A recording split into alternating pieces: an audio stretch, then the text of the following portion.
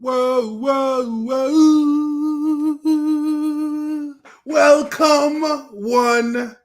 Welcome, all, to the celebration. It's a celebration.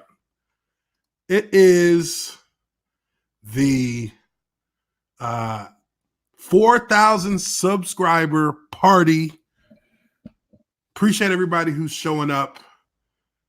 Thank you very much to my people out there. Oh, let me move this camera a little bit, get my computer out of the frame there. Let's go all the way now. There we go. Much better, much better, much better. Yes, yes. What is going on, everybody? It is your observant lineman, Uche. And as you know, today we're celebrating 4,000 subscribers. Now we're going to have some special guests here in just a moment from my fam, Geeks and Gamers, the whole team. Hopefully some other special unannounced guests may show up as well.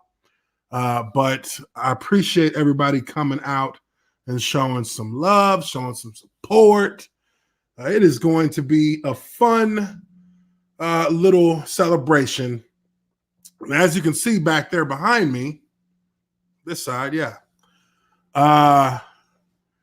I am hoping that someone by the name of D-Day Cobra decides that he wants to take a chance at playing against me in Mario Kart.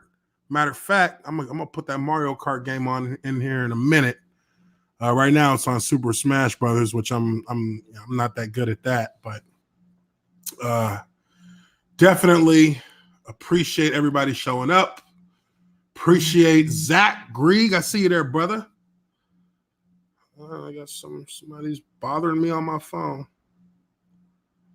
Let's see here.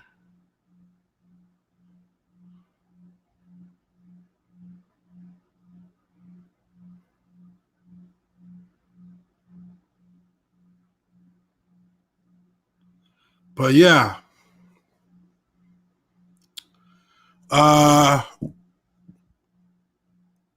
Jeremy thinks that he can take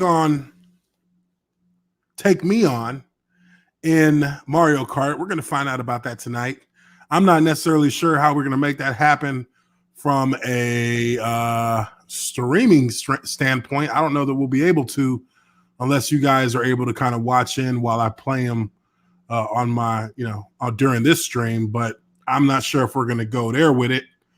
But I'm sure we'll also be posting stuff on Twitter. Smash that melee button.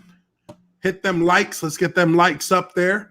Welcome to the party. I wish I would have went and got a cake, but I don't like cake. I'm not a cake eater. I'm not great with cake, so I didn't go grab one. But let me tell you something, man. I gotta give a special thanks to all of you guys who have helped to make this possible. I started on Instagram. I'm sorry. Why am I saying Instagram? I started on YouTube about 3 months ago now. It's been about 3 months. And, I think most everybody who has been, with the Geeks and Gamers crew and has been with the Fandom Menace. Hail Fandom! I think that everybody kind of have watched or has seen my presence with Geeks and Gamers grow, and just my channel started really thanks to them. It really started because I was a bit of a lurker on Geeks and Gamers for like a year and a half. Geeks and Gamers, Nerdrotic, John Talks, all these different guys. Viper Jeremy will be here in a minute. He'll be here soon. We'll see if he's brave enough to throw the gauntlet down. But yeah. So I really got into the entire streaming. The entire YouTube scene after I had a conversation with Jeremy, when I reached out to him and talked to him in regards to possibly coming on to do something with their Sports Wars channel, do something with Geeks and Gamers, because I mean I'm a fan of all of that. I'm a geek. Like I love Star Wars, I love comic books, I love movies. I just happen to play football as well. So definitely started there. So I got to send a big shout out to Geeks and Gamers. Got to send a big shout out to Sports Wars, Jeremy in particular. That was kind of the catalyst that started me down the road. And, I'm a pretty creative guy, I like to think. So I already kind of knew what I wanted to do once I started my own channel. And, it was just starting and doing it. That's really something that is a hard thing for anybody in any new endeavor, is to start that new endeavor, is to start that next project. And, for me, for such a long time, I've owned businesses and I've been, very active in the city of Atlanta, but I always kind of had the roots of my geekdom is what I kind of leaned back on. That was kind of the part of me that a lot of people never really saw. People never really saw it because they just associated me with football. So, so for me, taking that dive, it was a little bit overwhelming as taking on a new venture is for anybody. I was a little overwhelmed with it because, it was new and kind of those first few weeks, that first month, you're just kind of finding your footing and making adjustments and continuing to tweak. And I was able to just kind of create a little identity for myself based on the things I wanted to do, because I didn't want to make two channels where I would be, playing games on one channel and only talking football on the other. I kind of feel like it's all, kind of a meshed up, it's all kind of a mashup. That's just kind of how I am. I didn't want to have to break those segments into two, because I love football. I can talk all day about football and I know a lot about the sport, but at the same time, I can talk about video games. I can talk about movies. I can talk about Star Wars. I can talk about anime. I can talk about all kinds of things that I grew up loving, that I kept up with as I got older. And, I just felt like I wanted to give all of that on my channel, on one channel. Viper,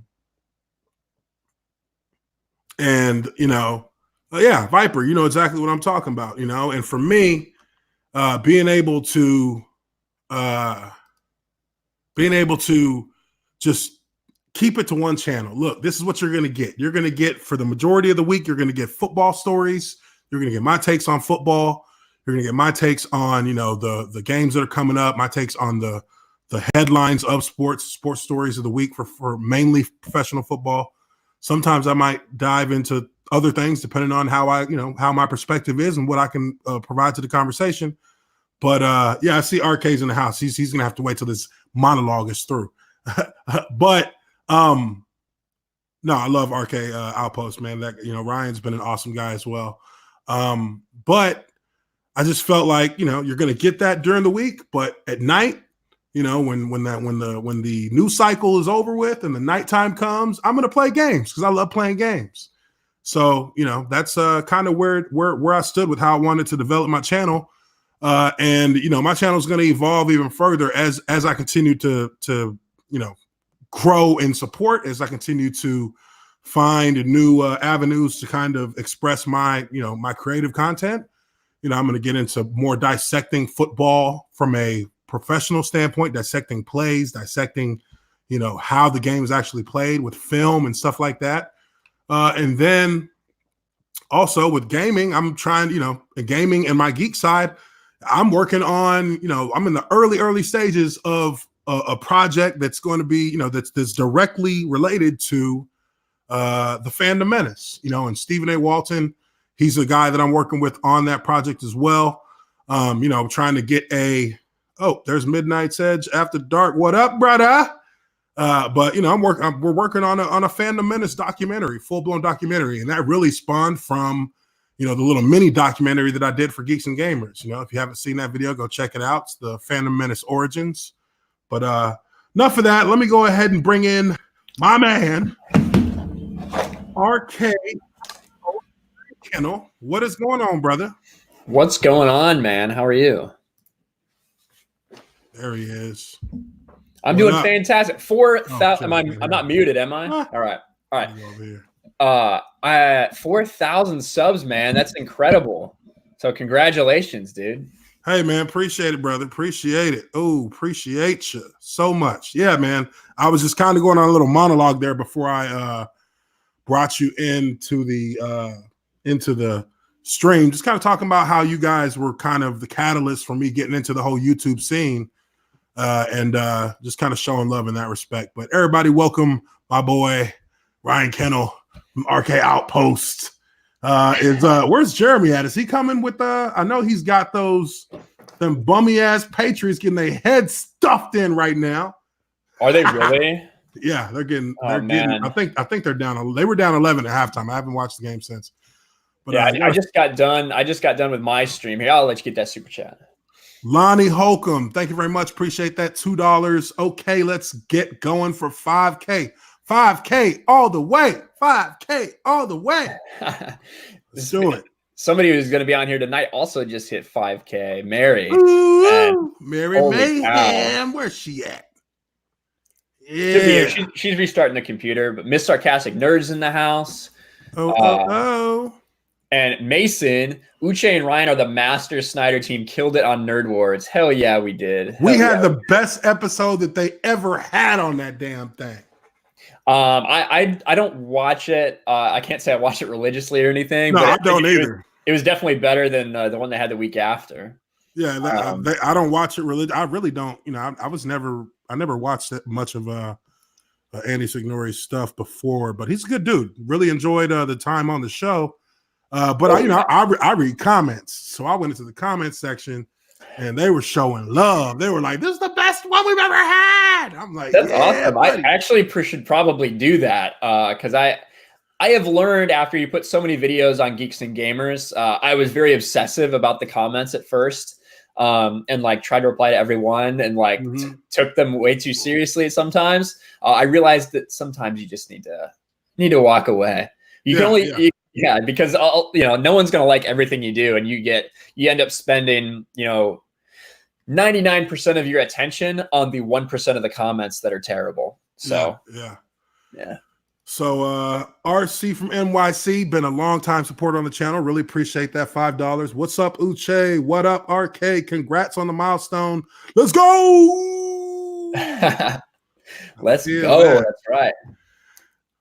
Let's see. I think Drunk wants the here. I'm going to see if I can get it to him because he doesn't. I don't think he has Facebook in his on his computer. So I'm gonna. You want me to put it in that in our Twitter group talk?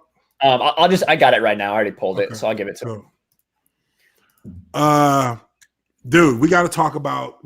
I mean, I'm not sure. Well, it doesn't matter if we've talked about it yet on Geeks or Gamers or not, but we definitely got to talk about the last Mandalorian episode. We definitely got to talk about this whole Billie Jean. What is this Billy D. Williams mess? Talking about I'm gender fluid. Like, motherfucker, what? Gender fluid? No, motherfucker, you just old. Your shit don't work. That don't mean you're gender fluid. Shoot. That was like the idea that an 82-year-old man is just going to come out and say that. It was kind of strange to me. Listen, I'm like not as if he even knows or cares about that stuff. Listen, I'm not going to. I've tried to stay away from it because I don't really know how to speak about it without just sounding like a complete asshole.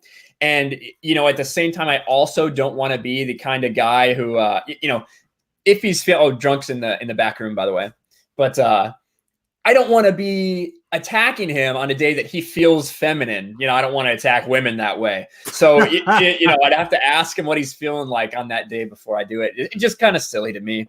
Dude. Look, we got Drunk in the house. Ooh, I think he's got a bottle in his hand. What up? What's going bottle. on? Actually tonight, because I got to get up early and stop the pepper. But you know what? I should get a drink for Uche's celebration. I'll be right back. I'm gonna get a drink. That's true. I should get a drink. Do you follow me on Twitter yet, Uche? Do you I follow did. me? Yeah, I follow you on Twitter. Yeah. I'm gonna get a drink too. I'm gonna get a drink. Sure, I do. All right, you go for. I won't leave him alone then. I'll stay here while he gets a drink. But yeah, listen, the last Mandalorian episode, I've talked a lot about it. It's crazy how fast news gets old in this whole YouTube game. Yeah. Because I feel like I've talked about it a million times. I've seen a couple people say it was their favorite episode yet. But what? But most people, the vast majority of people, think that it's a big step down, and I would 100% agree with that. Yeah. To me, it was just so disappointing. And well, why do you think? Why? I mean, give me some of your. Oh, sure. So first of all, from where we went in episode 3 with Deborah Chow, I thought that was a great episode. Oh, look at that. This one felt, I've been using it a million times, but I'm going to say it again. It felt like a CW episode. From how basic. Hold on 1 second. Before you go into it, let's welcome in Mary May Hizam. What up? Oh, she all in the Christmas mode already. I mean, it's only the first. Shoot, I don't put up my tree till like the 23rd. Shoot. Yeah, I know. She is. That's nice, again, though. Welcome to the chat. That I'm going to celebrate as long as I can. Congratulations. Thank you very much. I appreciate that. We are talking about the last episode of The Mandalorian. And before that, it's a good day. Tom Brady's getting his butt kicked. He's losing his crap on halftime. He's like yelling at his players. The Miami Dolphins beat the Eagles. It's a good day. The Miami Heat came back and beat the Brooklyn Nets. It was a good day. I mean, look, and they're celebrating my friend. Huh? We're celebrating my friend here. It's fantastic. Cheers all around. Appreciate it. And you have Mary Mayhem. Yeah, I mean, it's a win-win all around. Hey, all the way. It's a win-win. You're damn right. But yeah, RK, I mean, Ryan, go ahead and talk, because I mean, I want to talk about this episode because, man, I have a lot to say about it. I haven't really said nothing about it yet. So from the very first moment, there's so many things. First of all, in the recap, they show the tracking fobs. So you're reminded immediately of the tracking fobs. Yet the Mandalorian, whose job it is to hunt down bounties and has used tracking fob, just recently we saw it happen. He's completely forgotten the fact that this baby can be tracked literally anywhere. So he says, and then he starts talking to the baby, which he's never done. He's like narrating the story, and he's telling them they got to go to this backwater planet and all this stuff. But the tracking fobs exist. So that's a moot point, and that comes up later. The dialogue between him, other than between him and Gina Carano, I think they have a pretty good chemistry. Cara Dune. Other than that, all the dialogue seemed very cringy and forced to me, and like especially the forced romance. A lot of people have an issue. A lot of people have an issue with the fist fight between him and Cara Dune. I don't have a huge issue with that. I think it's an oversight in the choreography to have her hit Beskar armor and not break her hand. Yeah. Yes. Yeah. Definitely. And look, I don't actually have a huge, because like if you know the chick who plays her or whatever, she's like a beast, right? Oh yeah. So she's ridiculously strong. But like, can we all just stop and point out the fact that this whole Mandalorian helmet thing is a problem? Because we've never seen it ever take place within the Mandalorian culture before in any of the information that we have. Like none of it, none of the Clone Wars, none of the Rebels. In fact, Sabine's strutting around, painting her helmet, taking it off. Her mom's taking her helmet off. This helmet thing is absolutely canon breaking. What, as far as like him taking off his helmet mid-episode? That he can't take it off in front of people. We've never, in fact, we've seen the exact opposite in stark contrast to what he said. We've never seen this be the case before in Mandalorian culture. Even like with Death's Watch or Death's Reach. I'm sorry. Is it Reach or Watch? I can't remember exactly right this moment. Death Watch. Yeah. Death's Watch. They're like uber extremists, right? Like they're all about that Mandalorian heritage, and even they take their helmets off. Yes. Yeah. You know, it's weird. I didn't. So hold on. So Mandalorians don't take their helmets off, correct?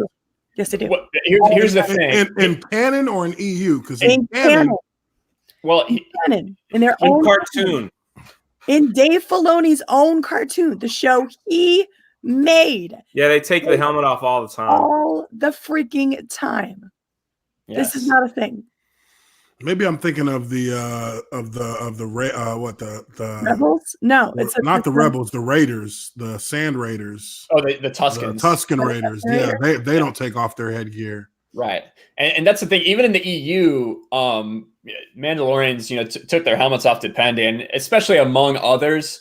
But Boba Fett made a very, you see Jango Fett, who now they've come out and said is not a Mandalorian, right? After Dave Filoni messed up the lore, and George Lucas was forced to come out and say that Jango and Boba aren't Mandalorians. Mm-hmm. But, sorry, I'm watching the game. I need to turn this game off or I'm going to watch it. But Boba historically didn't take it off in front of people for years and years and years in the expanded universe. But again, that's not canon anymore. They have their own canon. The Clone Wars and the Clone Wars and Rebels, they take them off all the freaking time. So when was this big tradition started? 10 years ago? Is that why it's so sacred? Look, some people are saying that it's clan specific, but here's the problem with that.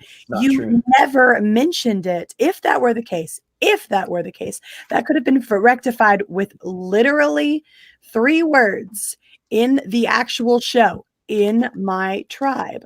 That's it. That's all they would have had to have said in order to clarify this breach of canon, right? It would have taken 2 seconds for them to clarify that. And I will not personally be doing any of the writing for Disney Star Wars in my own head. I will not be making excuses for them because they've broken that. They have absolutely broken that trust. You can forget it. If you want me to understand that this is tribe specific, then you need to tell me, not have me write the story for you.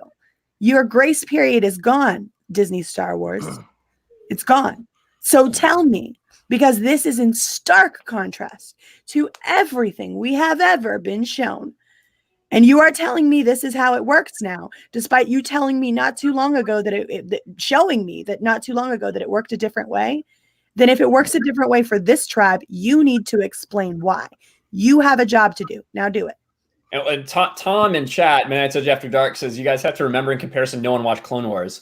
That doesn't matter though, because when they decided what was canon and what wasn't, they very specifically stated the 6 films and Clone Wars. Yeah.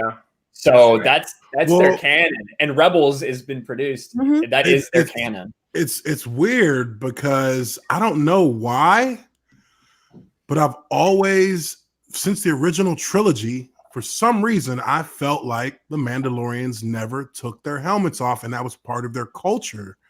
Yeah, at least when they weren't amongst Mandalorians. When they were in the presence. No, Disney changed that. Disney was the Clone Wars and Rebels Disney chose what was canon, and they put out Clone Wars and Rebels.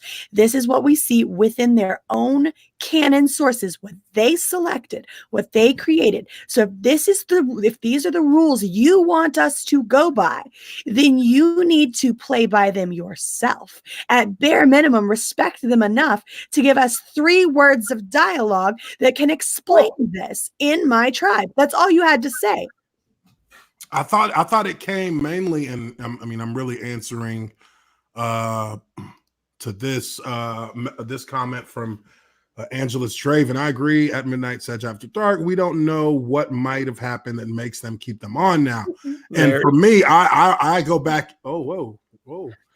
And for me, I go back and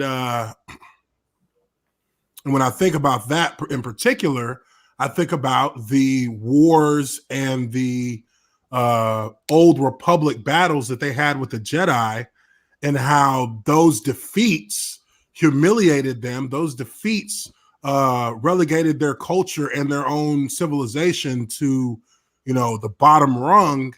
And that was kind of their penance for that, was that they keep those helmets on. Here's the problem. Within canon, as they have established it, the Mandalorian was doing this since he was a child, right? But within Rebels, which goes on roughly the same time as he is as he is a child and young teenager adult, because of the very this happens 5 years after Return of the Jedi, right?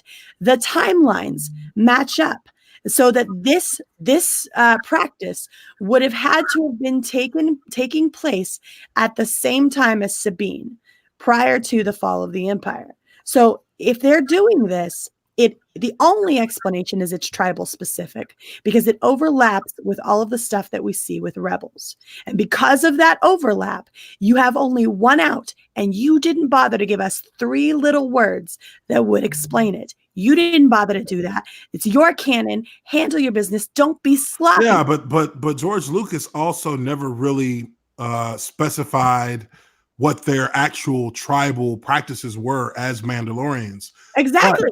But in what he has deemed to be canon, Mandalore, or before, this is before Disney, a Mandalore is the original Mandalorian. The Mandalorians before the foundlings were not they were a humanoid species, but not humans. But that's not what we're going to discuss. After and as they, but this is just their backstory. The Mandalorian culture, as the original Mandalorian race or species was concerned, they pretty much conquered the majority of the galaxy at one point before the Old Republic. But as I said before, when they lost their standing because of the defeats they took to the Jedi and to the Republic, they started to allow people to become Mandalorians from who were humans, who weren't necessarily, of their original Mandalorian species.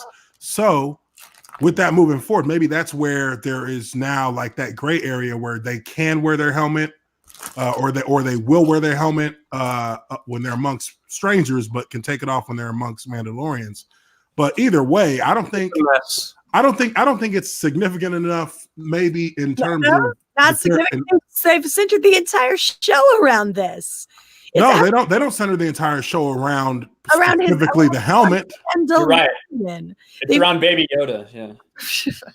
Okay. The show is called The Mandalorian. They keep going into this over and over again. They keep dropping hints about their culture, why this is so important. Yes, this is because they are now they are now amongst the last of their breed, the last of their actual culture. They've been decimated that much, and there's only remnants of them left, where they actually adopted that bounty hunter lifestyle because they had been decimated so utterly by the Jedi and by the Republic. So that is kind of, I understand what you're saying, where we need clarity in you're writing whether the it's story for them right now. Uche. No, I'm not. That is how it's described as lore. As lore, not in canon.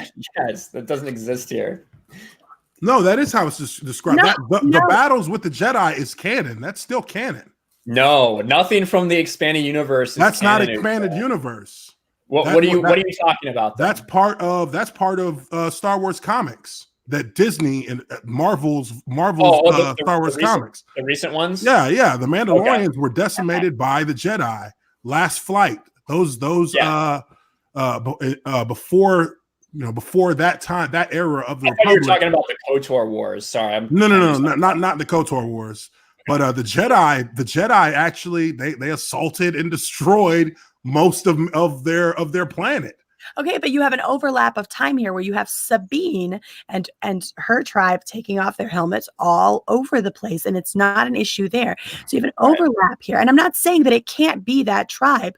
What I am saying is you won't catch me explaining it for them. And all I had to do was write 3 little words into that script. In just a moment, they could have made that perfectly fine. They didn't bother to do that.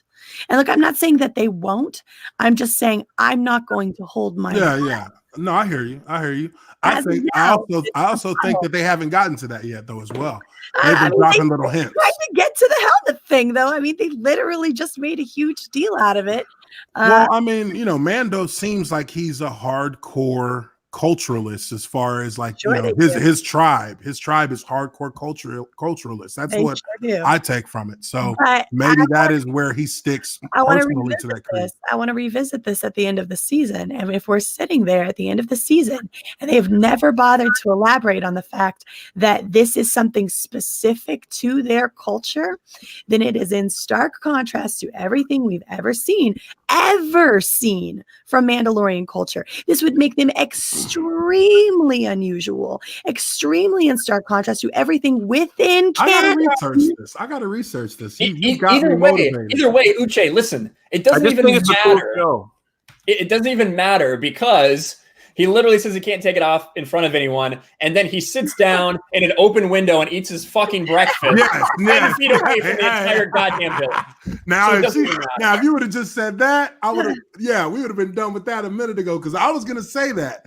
I was going to mention it after after Mary you initially talked about it, and I kind of just didn't think about. I lost track of it in my head, but he did just sit right there in an open window. I was sitting there looking at it like maybe there's some type of tinted screen they can't see him because he just said he can't take his helmet off, which I bought into right in that moment, and then he contradicted it immediately. It's exactly like when in the second episode, it's all about trying to establish his Mandalorian lore. It's weird, and he's like, "You need to put down your weapon." You know who I blame for that? Then, if they're not going to, Filoni and Far and You know why they did that, right? They did that because they wanted the shot of the back of his head without the helmet on while he gazed upon the baby Yoda. That was what they wanted. So they put the shot before the lore. They put the shot. So weak. Dude, that's exactly what they did. They put the shot and the optics before what they had literally just told us. I just said it. He just said, I cannot take the helmet off. That was the shot they wanted. They wanted him without his helmet, gazing upon the baby Yoda lovingly. And so that was what we got, regardless of what they had just emphasized was super important. So this is once again to the visuals being more important than the actual storytelling. And Mason W is exactly right. That's what I was about to say. In episode 2, he said, they're like, hey, you need to put out your weapons. When you talk to Jawa, he's like, weapons are I'm a Mandalorian. Weapons are my religion. And then the dude goes, yeah, but you really have to put him down. And he's like, okay. It just does. So well, I mean, they weren't going to let him in otherwise. I mean, that was an absolute. So why would you say that? Why not just take off your helmet? Well, they would never ask him to take off his helmet. I think that's part of where because weapons. So it doesn't even make any sense. Where's the line get drawn? Sorry, I'm not talking much. I have a bag of candy. And I'm celebrating. See, well, look, we got another person who's coming to celebrate. So you might want to pass some of that candy to him. We got Mark the Cyborg in the house. Hey. What's up, everybody? He could use some candy to make him feel better after getting his ass kicked by Darth Garbage. I knew that was gonna happen. That was what the hell happened? Jeremy is the one who needs to be talked down. Oh, Jeremy's been talking that yin yang, but I still don't see him in here. No, Jeremy did okay. I think he was more angered by the way Chris defeated us brutally. I mean, that's like, when he said that she had Super Smash Brothers, I was like, I'm good because I'm not great in that game. I think this is the first iteration of it I've ever owned, so I'm not even really like gonna test against somebody who's been playing it for more than a month. But on that Mario Kart, she's only had a Switch for 2 months, but it's the only game she has, and she's gotten very good at it. Exactly. On that Mario Kart, I'll take on whoever, whenever, and however you want to do it, because I know I'm a beast on it. If I could just point out to the chat real quick, I appreciate all the well wishes for my 5K. This is not my party. My celebration will be on Saturday. We are here to celebrate Uche tonight, guys. So thank you, guys. I mean, we celebrating together, y'all. We fam. And we got a super chat here from Star Wars for Life. Congratulations on 4,000 and congratulations to Mary on 5,000. Man, I think for 5,000, I'm gonna bring in some fireworks, some sparklers for mine. Don't burn your house down, huh? It's insured. Hail angels. At least if I do burn it down, I mean, I can maybe get a new one. All right, so Me personally, this last episode of The Mandalorian, it felt like, and I know we probably talked about this in our group chat. It felt like a CW show. It felt very just. It just felt very formulaic. Yes, very formulaic. Like as soon as they showed that colony of people, that little tribe of farmers or shrimp farmers, whatever they're doing. As soon as they showed it, and they showed them getting attacked by the I forget what the race is, the boat. It starts bandits, with B. Whatever. But the bandits, when they rushed into the village, I already knew what the episode was. And like, that was the thing. You know what? It was Three Amigos all over again. Yeah, it's Seven Samurai. Yeah, I was about to say Midnight Come Sage on. After Dark's in the chat It saying was- Seven Samurai. You Seven know that Samurai. that's the thing that everyone was saying. It's like, oh, Last Jedi like pulls from a lot of Kurosawa films. It's like that doesn't mean it's good.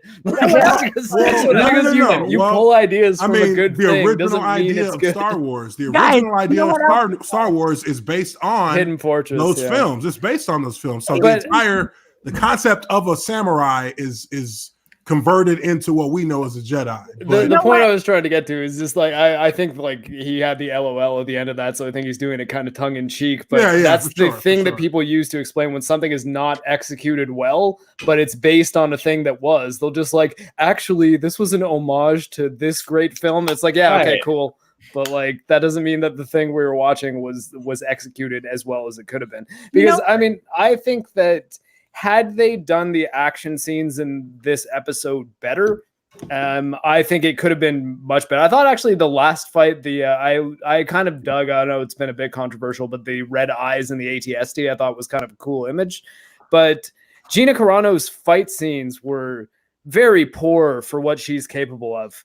Like I just blame on like bad choreography and editing. You also got to know that she's like what 10 years out of MMA. Yeah, like, I mean, she can't move fight, dude. She can't look. I'm 5 years out of football. Don't give me shoulder pads or a helmet. I'll embarrass myself. She's 10 years out. She can't do the things that she did then. Not now.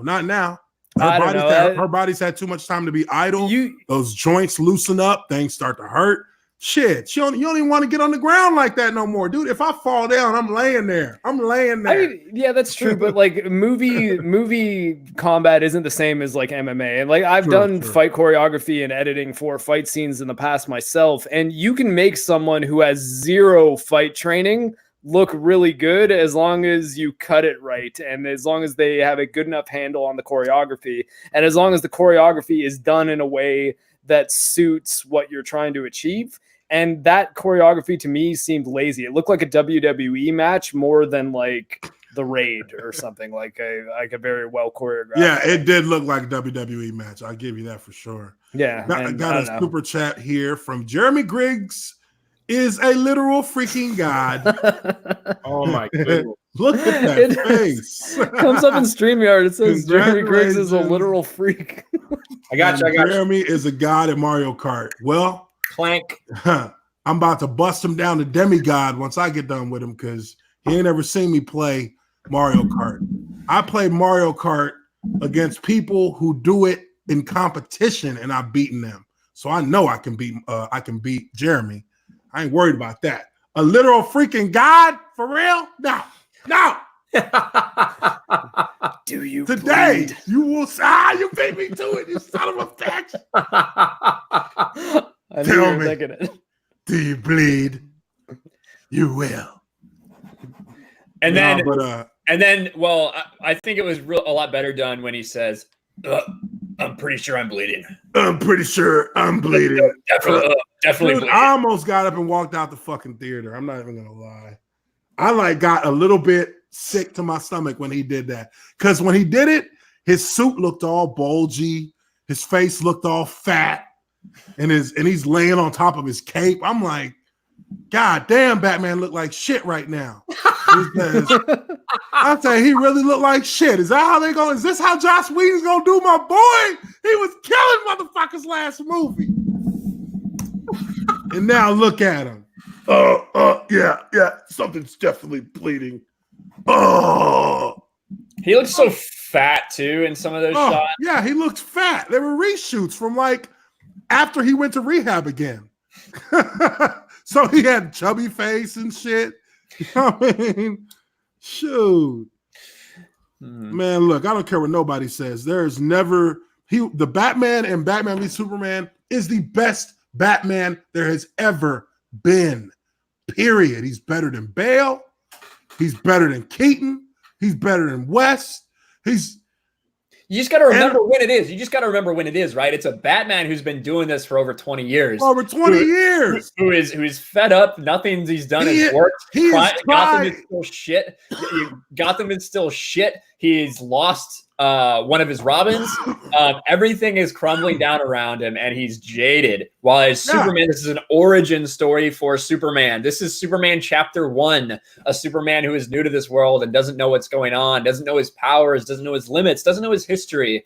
He's absolutely so uncertain. Dude. So that is why you have these two opposing sides. You have these two, and what a lot of people don't understand, even in the title of the movie, it's Batman v Superman. It's not Batman versus Superman.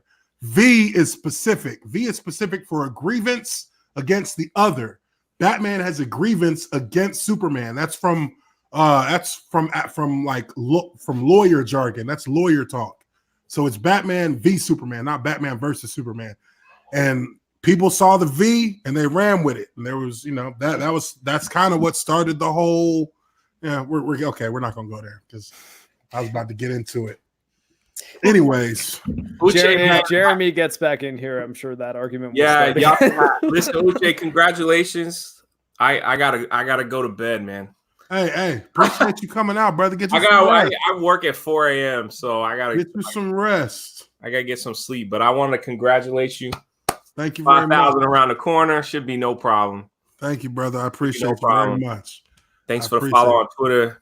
And we got to do some Sports Wars live stream, man. That's the one. Hey, I've been. We should have went live when Alabama lost. Yes, bro. We should go live an hour before the games start every week and just talk about who we think is going to get their ass beat.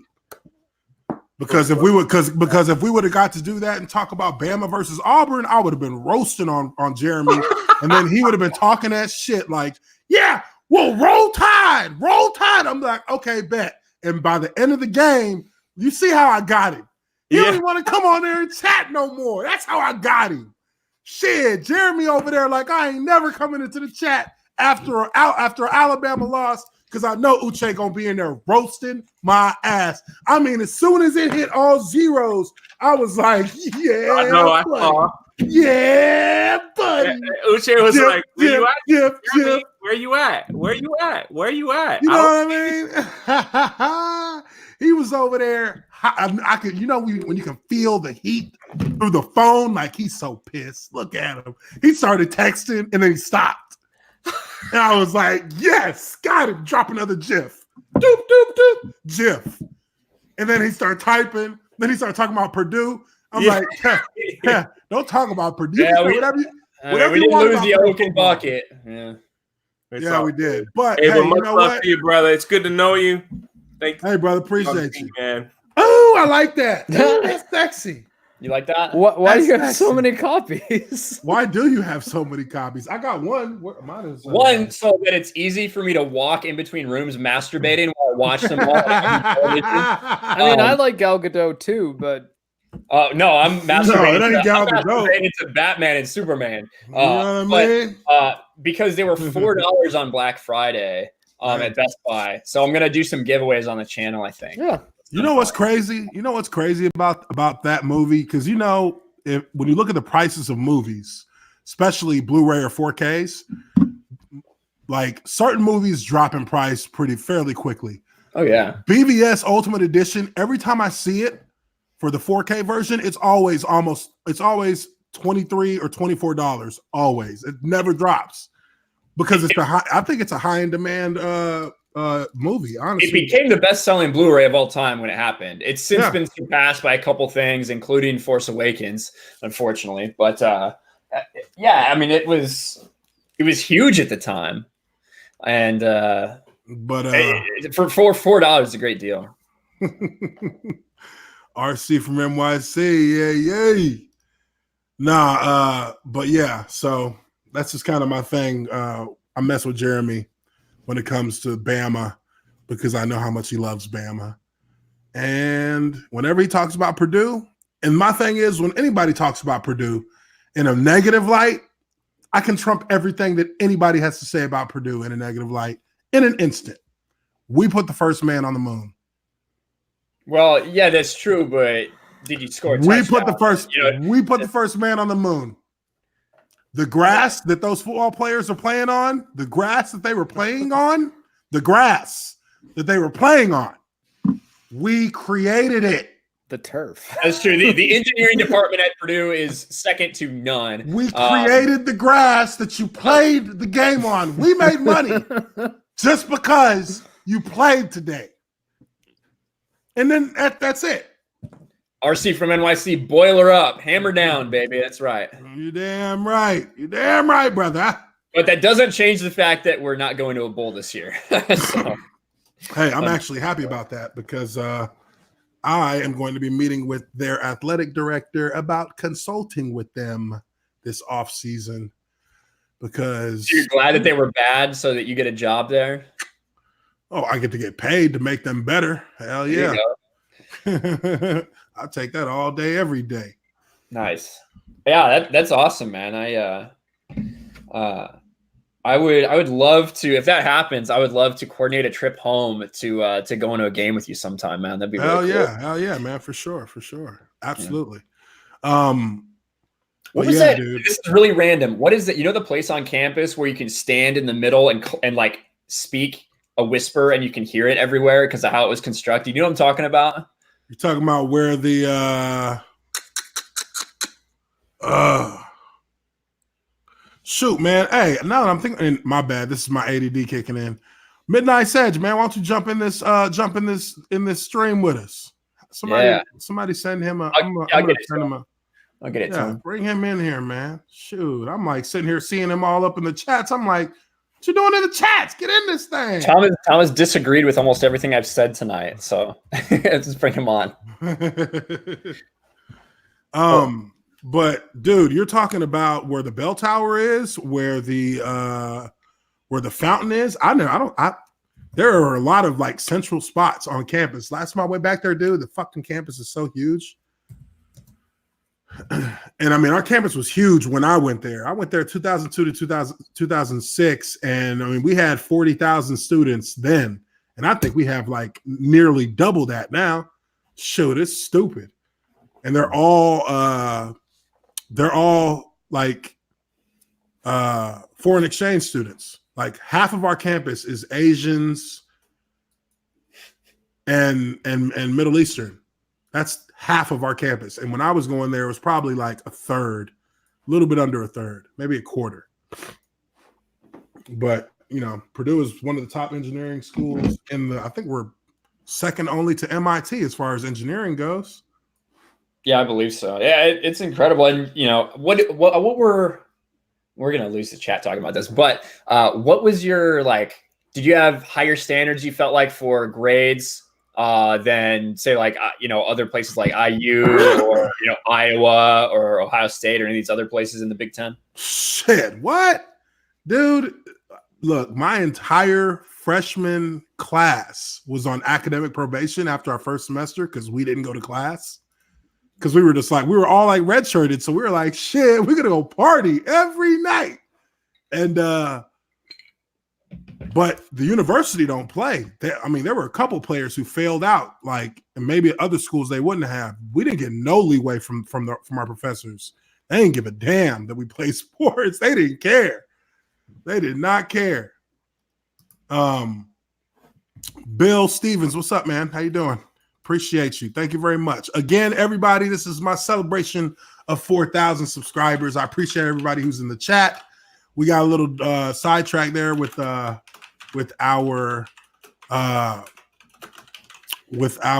football talk, our Purdue talk, but yeah, we're gonna get back to Star Wars here in just a moment. Hold tight. But really, who I'm waiting for, maybe y'all need to hit him up on Twitter and call him out and tell him, hey, you being challenged inside of Uche's broadcast. Where you at? Get this Mario Kart beat down, D-Day Cobra. Where you at? Oh, wait. Let me check the Patriots score real quick. I think we all need like an hour or two in the sauna, followed by a couple hours in a cold room after what Darth Barbie did to us. So did she really wipe the floor with you guys? I only was able to... No, it was ridiculous. We never had a chance. I won one match and Jeremy won two, but they were only the 4-player matches. So like when we had Odin to beat up on. But when it's 1v1s, it was over. Yeah, 1v. She sweeped every single one of her 1v1s. God, that's so. I mean, but you won one, so it wasn't. Yeah, but I won one against 4 opponents, and I was playing a solid snake, so I was very sneaky. Yeah. Okay. So how much? So what did she see? She's what was it? 1-on-1? She whooped you or what? Like no. Like I couldn't touch her. You never fight 1-on-1. Even when she would switch in characters. A game like She'd that. Start using Mew for a while and like. Well, to be fair, the other it'll sound like an excuse, but no, she did legitimately wipe the floor with me, and I'm not making any excuses for that. But it was difficult to play in general because there was a lot of lag. Like Nintendo Switch, I don't think is properly set up for multiplayer gaming. It's not. It's Wi-Fi only. So I never ever play a multiplayer game like when I'm not hardwired into my modem. I would not ever do that. One of the first things I did when I bought my house was like wire it up so I had Ethernet in every room.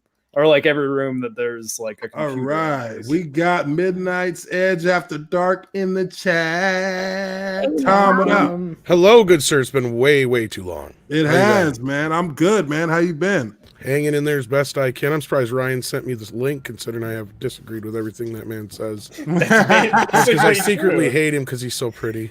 Oh, man. Oh yeah, those are what people saying is why I hate Baby Yoda, because he's prettier than me. That's what people are saying. That I'm not surprised with. Because he's younger than you. Well, and it explains why he hates me, because he's not younger than Ryan, though.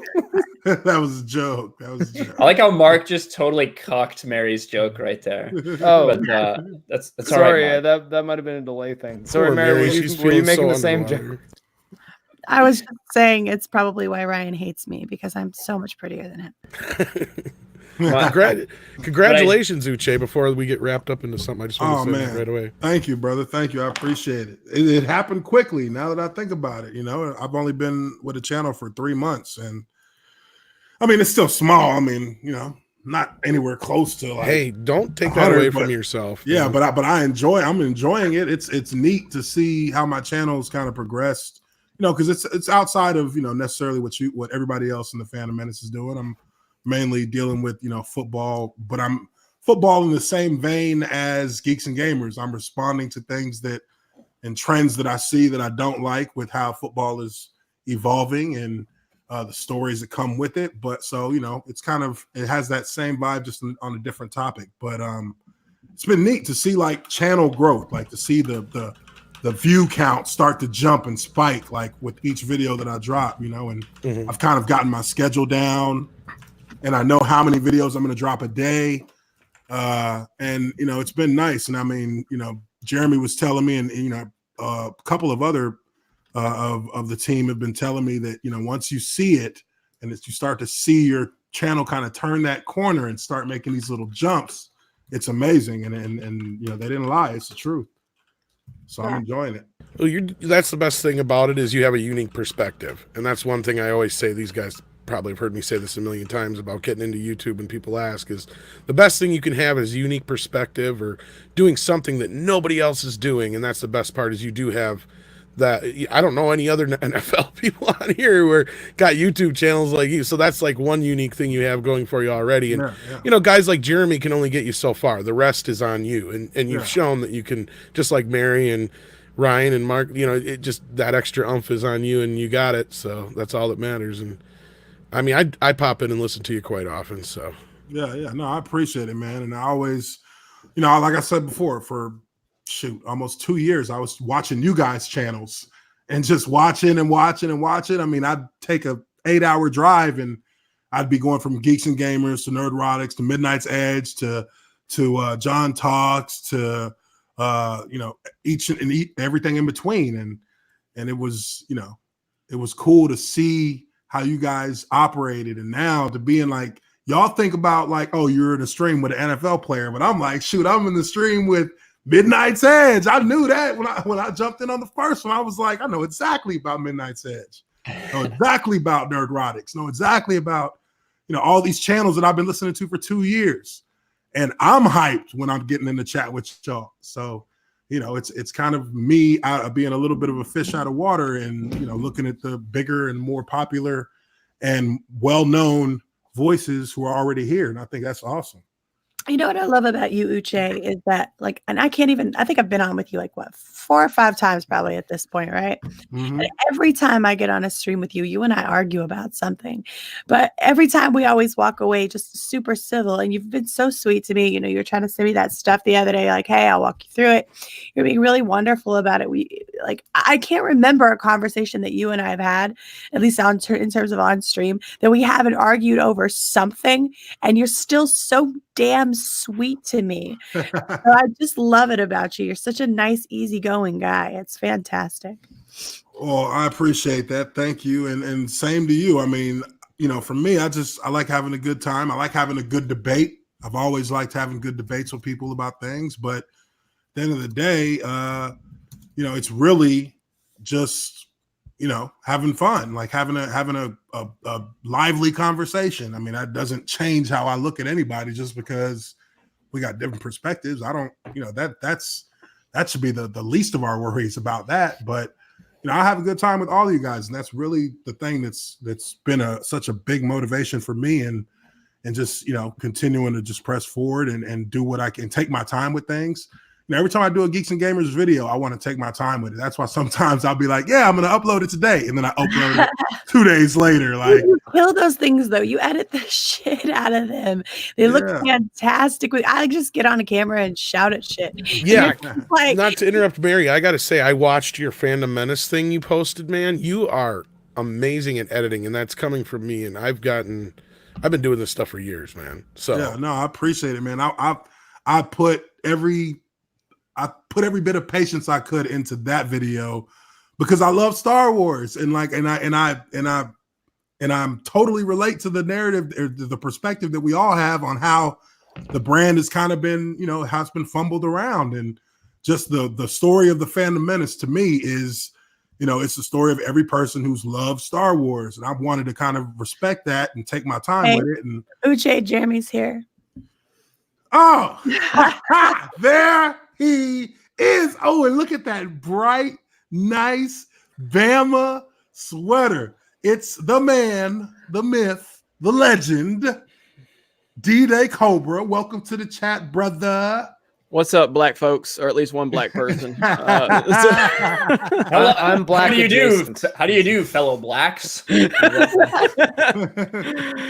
Remember, that's the whitest thing you could say. I'm one of the eye ties. I mean, I don't know why the fuck I came on this stream. I mean, my Patriots are getting their ass beat. Alabama lost yesterday. This isn't a good situation for me to get involved in at all. Why don't you just, no, Jeremy, why don't you just stay over there with Chris and get your ass kicked there, too? Hey, I beat her. I'm the only person that at least beat her down when it was the 4v4. I'm the only person. So I've got that excuse going. Me, I had a V for the 4v4. Yes. Gaming guy got one win. Everything is going as I have foreseen. She is. She's a beast. She's a beast.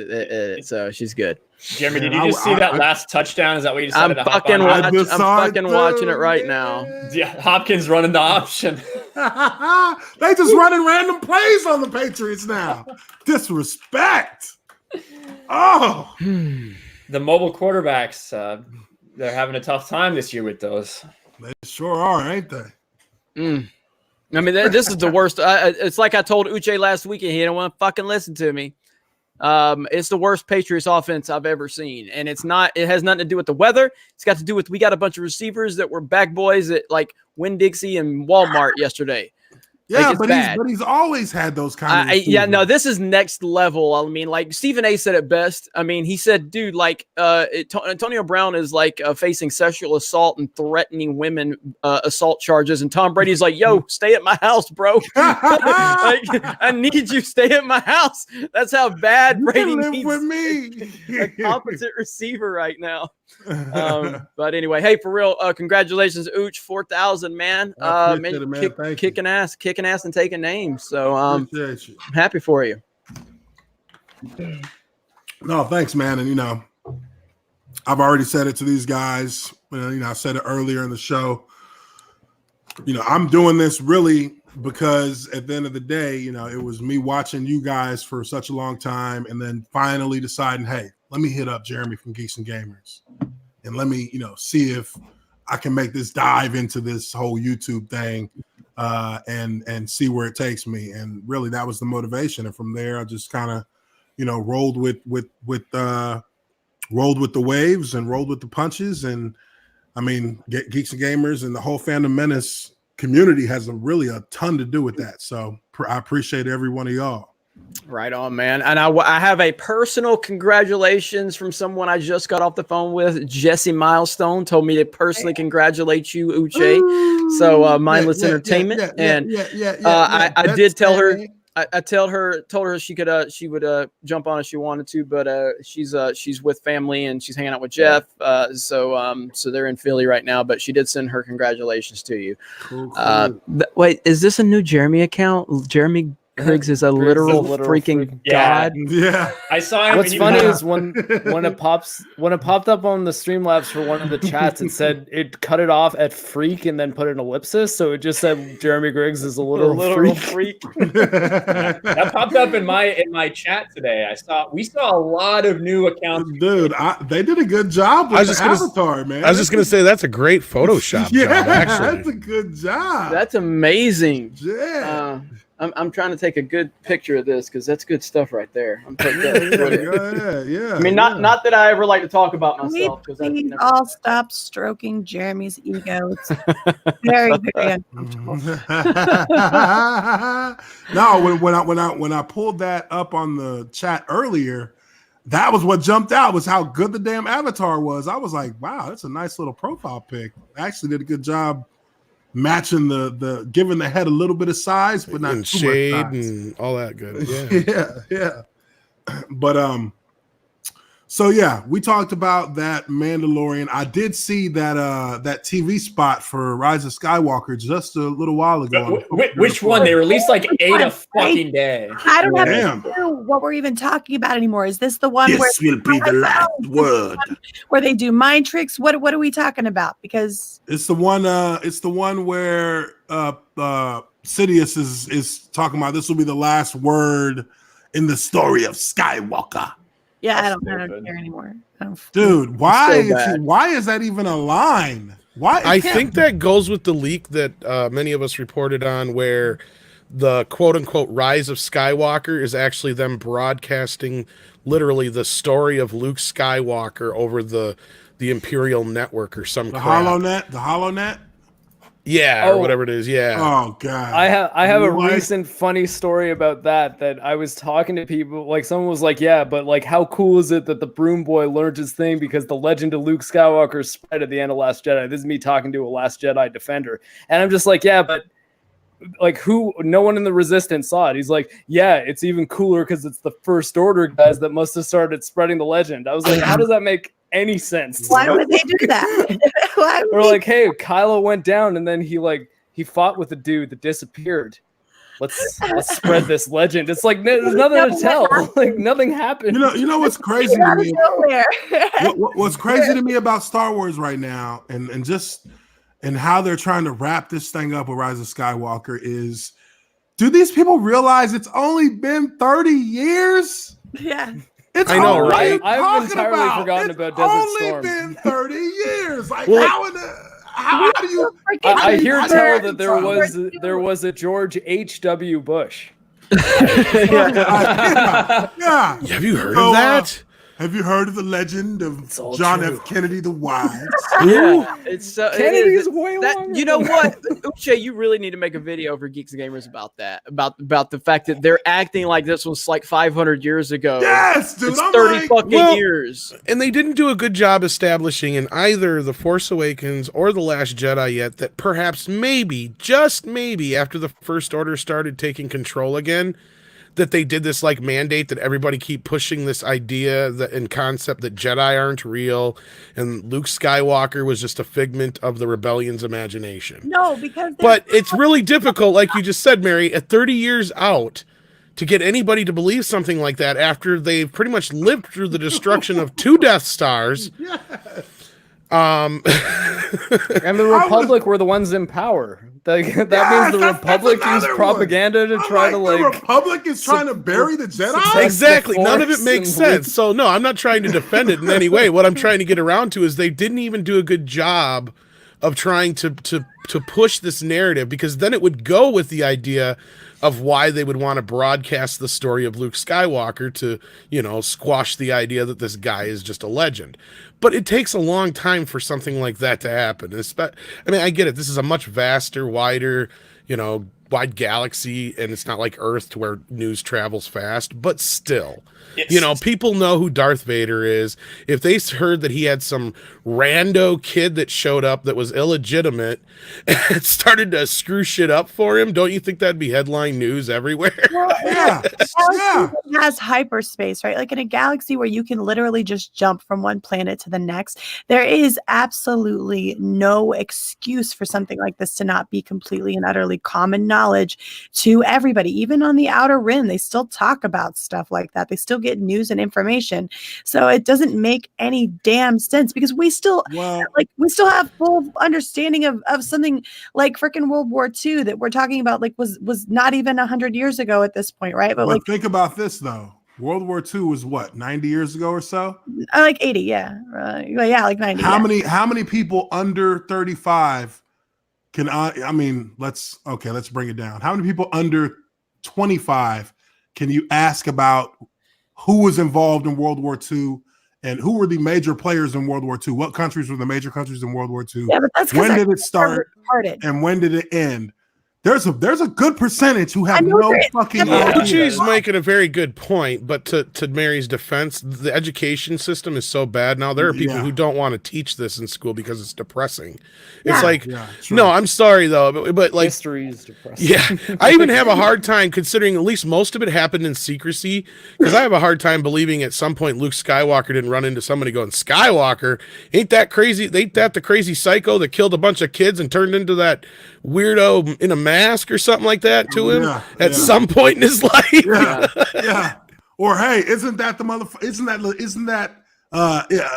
Skywalker the terrorist who blew up our largest military soldier carrying, we would call it like a aircraft carrier, right? Obi-Wan not telling Owen Lars to change the kid's name was a pretty massive. Okay, but that was just because George Lucas. But look at how The Force Awakens starts. It starts with a search for Luke Skywalker. It's in the opening crawl. It's in the first scene. And then we go to our main protagonist and she says, I thought Luke Skywalker was a myth.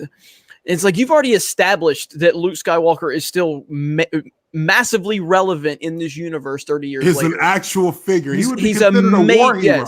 Right. He's a major figure still in this universe. And you have failed to tell us that this universe has a bigger scope or a bigger scale. You have shrunk the universe down 30 years later. Yeah. So from that perspective, they've dropped the ball. And his sister's still a major player in the Resistance, regardless of the fact.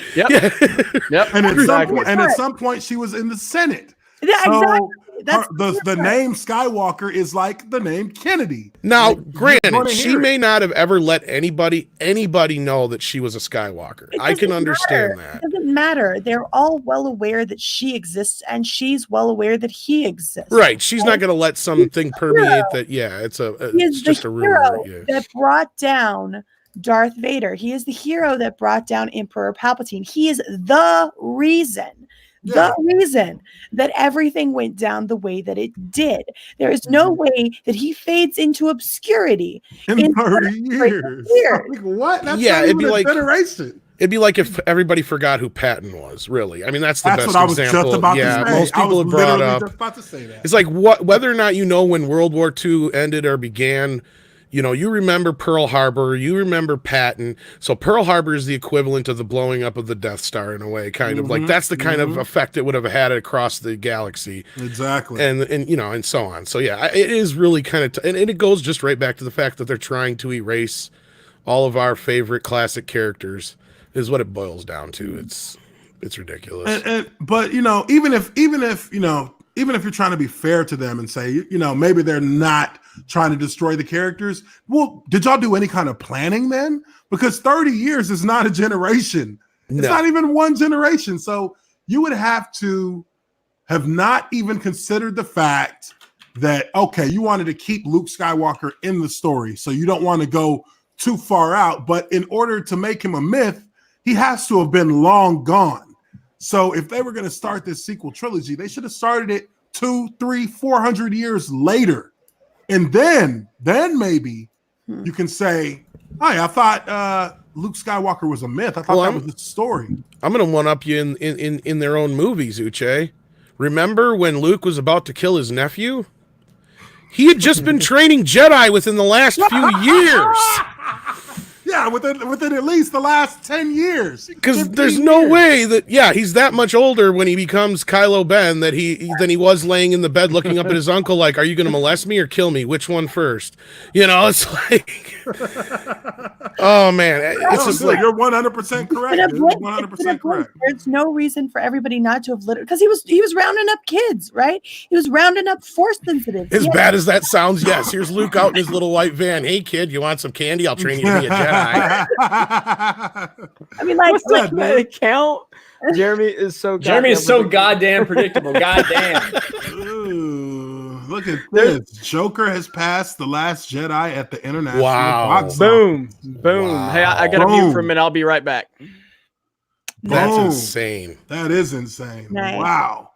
That's, you know what? And again, you know, for everybody who, and I'm not even going to point at the Snyderverse in particular. I'm going to point at, for a lot of comic book movie fans who have pointed at DC and laughed, you have to contend with the fact that the last two, okay, and I've said this better before, but I think I got it right this time.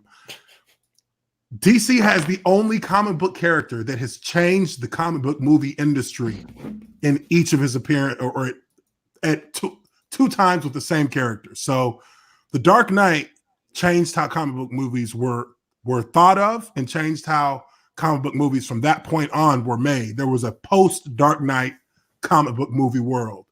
That's because of the Joker. And now, once again, after 10 years of formulaic, interconnected movie universes, that exact same character has changed the entire perspective of what a comic book movie can be, and how a comic book movie of a character who is not connected in any kind of expanded universe or interconnected characters can once again, with the same character, change how this is now a post-Joker comic book world. Actually, 3 times if you consider Batman 89. Well, in that, 3 times, because Batman 89, that was a hardcore first time anybody ever seen the Dark Joker. Yeah, absolutely, and that also first time a lot of people changed, saw a dark Batman. Absolutely, and that changed that changed the notion that a comic book movie was a waste of time. What are we talking about? Yeah, because Superman showed Batman you could 89. do. Yeah, because we showed that Superman could do a quote unquote serious, comic book movie that everybody can watch, not just kids. Batman showed you can make one for adults. Yeah, Batman 89 did that, and then Dark Knight changed that again, and changed the trajectory of how we perceive comic book movies. And now Joker has done the same thing. So in a way, DC has actually proven to be the better film producing brand from the standpoint of creating milestone revolutionary work, then you can compare with what the MCU has done. The MCU took something that was very safe, something that was very, very non-threatening, and they went for volume. They went for getting as many butts and seats as they could through a more lighthearted, more quippy, less envelope pushing. They didn't push the envelope at all with the MCU. True, but you can't. It's like one of those achievements, in football when it's like this quarterback's never thrown for 330 yards and 4 touchdowns on the second Wednesday in September before. Yeah, but I was going to say, to a point, you're correct. The other side is, though, you can't take away from what the MCU accomplished. Oh no, not at all. Avengers and Endgame and not at all. All that kind of stuff. As far as it's huge. They changed the way that business is done in Hollywood because their formula has proven to produce the biggest amount of money the fastest, and nobody has really been able to keep up with that. So everybody's trying to find their way to do what the MCU's done. But when it comes to what gets talked about 20 years from now, I think that you're going to be looking at 2 Joker performances, and and even with Jack Nicholson, because his is 20 years later, we still talk about his, but those performances have moved the actual genre of comic book movies forward. Substantially. There's an account. This Ryan Kinel is always right. Okay, punk. It says hashtag release the Snyder cut. Hail! That guy must hate me. Robert Downey Jr. as Iron Man, I think, is one of those all-time performances. The MCU wouldn't work if they wouldn't have made that choice. I think it would be hard for anyone else to ever play Iron Man in a way that the Joker, because you can see a totally different take on the Joker working, as I think Nicholson and Ledger had already proven, and then Joaquin Phoenix kind of hammered home, and Jared Leto. He might have showed us how. I think Jared Leto. I think honestly, he got screwed. I think Jared Leto could have been just as good as Joaquin Phoenix. Not necessarily in the Joker role, but as the Joker that was supposed to be a part of Suicide Squad. I think he could have played that well had they given him more to do. I cannot take a Joker with a grill seriously. I could. I bought it. Some creative choices were made with the Leto Joker that was not his fault. But I do think that I think the point I was trying to get at, it was that Suicide Squad, what of that performance that we did get, and the only thing that we can really argue against or for sure, shows that just doing a spin on the Joker that's not like the last one isn't enough to make it automatically good. The surrounding elements need to be executed well in order for it to work. I understand what they were trying to go for with Jared Leto's Joker, because I've read the comics. I've read all the iterations of Joker. I hate that Joker, though. And that Joker is an actual iteration of Joker that is not too far off even from what you see in the animated series. He's a mob boss. He has his own goons. And I totally bought the grill. Why? Because in the world we know, in that Snyderverse Batman world that was connected, what do you think Batman probably did to his ass when he caught him? That is probably busted his teeth out. To run around with a grill. He had to do it for cred. He had to do it for cred with Common. He had to do it for cred with Common. I felt like it made sense. That Joker got his teeth knocked out by a Batman who brutalizes. The grill in place, Uche. No, Common teamed up with Batwoman to fight John Wick. I said it. His teeth were. Uche, you have to think about the viewers. No viewer is going to sit there and take a fucking grill on the Joker seriously. Why? Because it's retarded, Uche. Wow. It's terrible. It makes sense. Terrible. No, it makes sense. It's terrible. It makes sense to me. But to be fair, when they showed it, the first thing I thought was, this Batman probably punched his fucking teeth out after he killed Robin. I don't care. And that's how he got him replaced. That's an excuse. And it makes sense because he's a mob boss. He's out there. To be fair, Uche thinks Snyder's DCU makes sense too, so I kind of see where he's coming from. Well, it fucking does. It fucking does. My other real point was that if in 15 years Marvel decides, okay, we're gonna make a new Iron Man movie, they're gonna have a lot of trouble having any actor, even an incredible actor, deliver a performance that's even in the same league as Robert Downey Jr. at all. Why? Because if you think about it, Robert he Downey nailed Jr. it is so hard that Robert Downey Jr. Well, I mean, okay, yeah, that's fair. But like his Tony Stark just works so well, it's hard to imagine anyone. His Robert Downey Jr. makes a good Tony Stark. That's what it is. Yeah, I mean, sure, but there are other actors. Think of Deadpool. Ryan Reynolds. Nobody could really. I could visualize what Deadpool. Exactly. You How? you could see. It's really like Deadpool. Realistically, Deadpool is a voice actor role more than anything. Exactly, and the Iron Man role is just that. He just acted as himself, and that's and the Iron Man persona molded or melded together with the Robert Downey Jr. persona because he's always acted like that. I get where Mark's coming from. He has the charisma though that when like the emotional moments, like when the serious moments needed to hit, he hammered them through the wall. Like he just nailed them. Yeah. But at the same time, he was like basically the uber quippy Joss Whedon character at the same time. I get where he's when he coming needed from, to be just like a wisecracking asshole, he was. But when it was time to like say, I don't care what the truth is, this guy killed my mom, and like you disagree with him trying to kill Bucky after that, but at the same time you're like, but I get it. Oh no, I get where you're coming from. To a point so you're telling me that wasn't just as quote unquote ridiculous as why did you say that name? When he found out that his parents got killed, it's a little different. No, I don't. I think there's a little like difference again. there. I'm not even a Zack Snyder Batman Superman movie hater. Like I don't hate Zack Snyder. I don't even think that his Man of Steel or even BVS, the Ultimate Cut, at least was that bad, or at least as bad as most people think. But I think Civil War is a better written movie, and I'm not just saying that because I happen to be wearing my Captain America pajamas. Right? Hey, do you know who agrees with us on that, Mauler?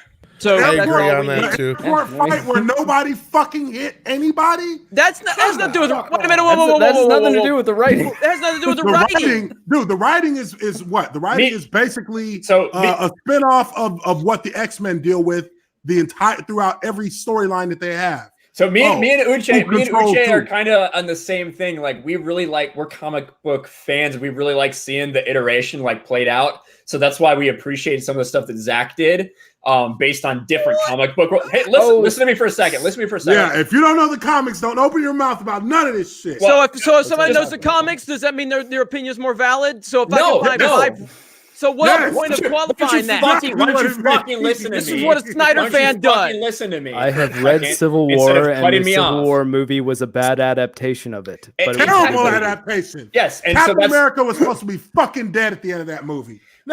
So what I'm saying, and I'm not saying that makes you worse or any better. I'm saying that's why we have a different fucking perspective, Jeremy. Really? Did you read The Death of Superman? Did Snyder execute that? Dude, The Death of Superman takes place over like a year, exactly. a year, dude. It up, and I read it. There's no way to do that. I read it. And it's not even the real Doomsday. It's not even the real Doomsday. He ruined exactly. It's not the real Doomsday. Exactly. So it doesn't matter. Cave troll. So you're telling me that if you don't know the comics, you can't have a valid opinion on Snyder's DCU. Yet I have read the comics. That's not what I'm saying. I'm saying that you're telling me that he took a character. That's not what I said at all. That he took a Dollar General version of Doomsday that wasn't Doomsday. Yet Superman still died, and then Superman still came back to life in the same movie. But no, it wasn't the same movie. Stop.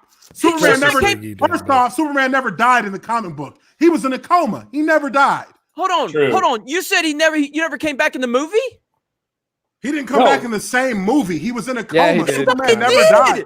Superman never died. He never died. No. The soil comes up from the gravesite at the end. Which is paying homage to what? The source material, because he never died. But that's the only time he paid homage to the source material outside of the one shot. Well, when you got him in the sky, it looks like there was a lot of giant donkey balls.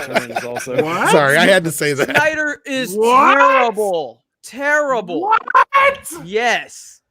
Look, this is just a bunch. You know what? This is all because of Disney.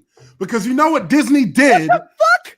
Because you know, so now we're blaming Snyder's failures Kathleen on Disney. Kennedy's fault, everybody, and women.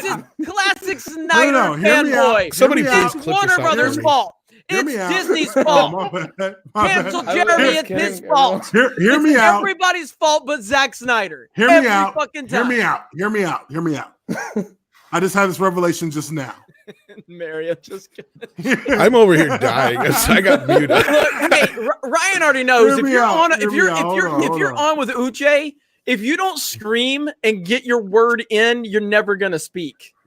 No, Yeah. I've let people Problem speak. is I don't have a voice to scream right now. What I'm saying is, look at Just now- wave no- your hands a lot, Mary. Sage tea with lemon and honey, Mary. That's what you got to do. knowing what we Literally, that's know, exactly what I've been doing, and it's only helping. knowing what In we a Darth know, Vader cup. knowing what we know about Rotten Tomatoes and how Rotten Tomatoes was heavily influenced by Disney, it makes a lot more sense now to look at how the DCEU was received in some of the ways that that basically the public was influenced into review bombing movies like Batman v Superman, because they had that entire notion that this was going to be like an MCU movie, and it wasn't. Except went- Warner Brothers owns part of Rotten Tomatoes. That's the only problem. Not a Exactly. majority. No. It How doesn't much? matter. How much? No, they own 10% 40%, of it. No, 40. 40%, whatever. They're not 51%. They don't make the final decision. Disney does. Disney has no ownership of it. What? Disney? Disney Yes. No. Dude, Disney owns Fandango. What are you talking about? No. And the CEO of No, they Fan- don't own Fandango. That's a Warner Brothers too. Yes. See, this is what happens Okay, when you go hold down on, the hold Snyder on. They don't- excuse rabbit hold hole. on, no, You just start saying Rotten every Tomatoes- fucking thing. Okay, if I'm wrong about that, so be it. But Rotten Tomatoes is not majority owned by Warner Brothers. And the CEO of Rotten People Tomatoes don't fucking like Zack Snyder's DCEU. Who did the CEO of Rotten Tomatoes work for 15 years? I don't know. Say None of it. this- no, I don't know. That is true that he did work for Disney, but that means he also 15 left years. Disney, so that doesn't mean that he was happy when he left. 15 years. Okay, Well, let's so just- if that's the let's case, just then why does ignore the Captain whole Marvel use a Rotten complete- Tomatoes thing. why Just does ignore Captain that Marvel part. But, yeah. completely change how their entire website works. Warner Brothers had no control over that. How does Rotten Tomatoes shut down their entire operation shut down because of how Captain Marvel got done, rightfully so. And if you look at the history of how everything has been treated compared to Disney's properties, when it was, because I mean, at that point, at the height of the MCU, Rotten Tomatoes was the final word on whether you wanted to watch a movie or not. This is the truth. Before people started, getting hip to a lot of the The Transformers movies all made $1 billion. that's completely different. That's No, it's apples not. and oranges. That's apples it's and not. oranges. Those They get movies shit are. on. They got Dude. shit on Rotten Tomatoes. So what? People don't care. They're taking their 8-year-old kids to it. Exactly. They don't care what the reviews are. They're not even going to watch it. They're And gonna they don't fall care. asleep in And it. people But aren't they're going to taking a care fa- what they're the taking a reviews are on family of 10 Batman people. and Superman are until they hear everybody that goes Dude, to are see you it say, serious? this is a shitty fucking Dude, are movie. you serious? Look, Yes. the reviews came out for that movie a week Because it's a before the movie shitty came out. fucking Correct? movie. Shitty movie. The critics had already panned it before it got to theaters. Man of Steel opened up to like $150 million. That was a great opening. And then word of mouth is what carries a movie after the opening weekend. And word of mouth for Man of Steel made was not $700 good, million. That which was is good. terrible. Fucking No. Thor movies make $700 million. Listen. It was the 700 million, first movie. that It was the first movie Thank in the you. start of a franchise. Was it maybe a little disappointing? Yes, but when you look at Little? when you look at Man the of Steel first is a what? Hold Man on. of Steel is Listen a to me. masterpiece. when you look at the first 4 MCU movies leading up to Avengers, Iron Man ain't Superman. I understand. But look, the movie world is different than the comic book world at that time with movies and how they made money. Superman. Iron is Man- What did the Brandon prominent. Routh Superman make? What did the Brandon Routh Superman make? I can't remember. It Not was Yeah, shit. not 500 fucking nothing. It It did like made $400 or not- I really $500 didn't million like that one. actually. Right. The problem with the Brandon Routh Superman movie is that it toted the stupid price tag for not only the failed Flyby movie that they tried to develop, but also the point is it wasn't Superman good. It wasn't movie. good. Yeah, but you can't just say, oh well, Superman's always going to be hit. Zack Snyder fucked it up. You can't say that. Go look at the Superman is proven to be one of the most difficult. I wish Superman make lives. movies. You want to talk numbers? Go look at the opening weekend for Superman Returns. Go look at the opening weekend for Man of Steel. Your argument that there's anything other than bad word of mouth for Man of Steel gets destroyed by that, because Man of Steel did like twice of what Superman Returns did opening weekend. And then when people started watching it, the everyday audience, they coming out and go, this is a shitty fucking movie. And that's why it failed to make $1 billion, which the it audience should have. score on Man of Steel is 75%. What is your point? If Superman Lives happened, we would 500,000. have seen Nicolas Cage fighting a giant spider, everybody.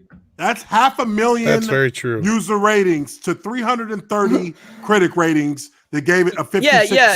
Superman Returns So didn't do that clearly, much worse Thor than 2 Man of has a Steel did. 75%. Let's look at Superman Returns. I'm looking at it right crap. now. It didn't do that much worse domestically. I'm talking about how it was received. You know, it was 75% by look at it. Superman Returns, fresh, 75%. Audience score, 500,000 user ratings, 61%. Tells you what you need to know right there. Okay, so then go look at Batman versus Superman then. Okay, let's look at No, that one's at 40. Don't look at it. Exactly. The numbers work. The numbers work when we can spin them to our Look, advantage. Okay, here's the problem you have No, here. they don't work. We don't want This- to talk about it. But listen, this is the issue with Snyder Batman v fans Superman. are like Everybody knows. SJWs. They really are. Everybody knows that Batman v Superman was hampered because 30 minutes was pulled out of the movie. That movie is a piece of shit no matter what. Wow. A fucking pile of shit. Endgame is a piece of shit. So now what you got to say? That's fine. I didn't really. Endgame was garbage. Endgame was audience definitely score- disappointing look. compared to Infinity War. Was that Batman supposed v to hurt my Superman. feelings? Batman v Superman, critics 28%. Ooh. Audience 233,000, 63%. So the audience still liked the movie. Wait a minute. But when it was Superman Returns in the Superman 61, Returns. you're like, the audience hates it.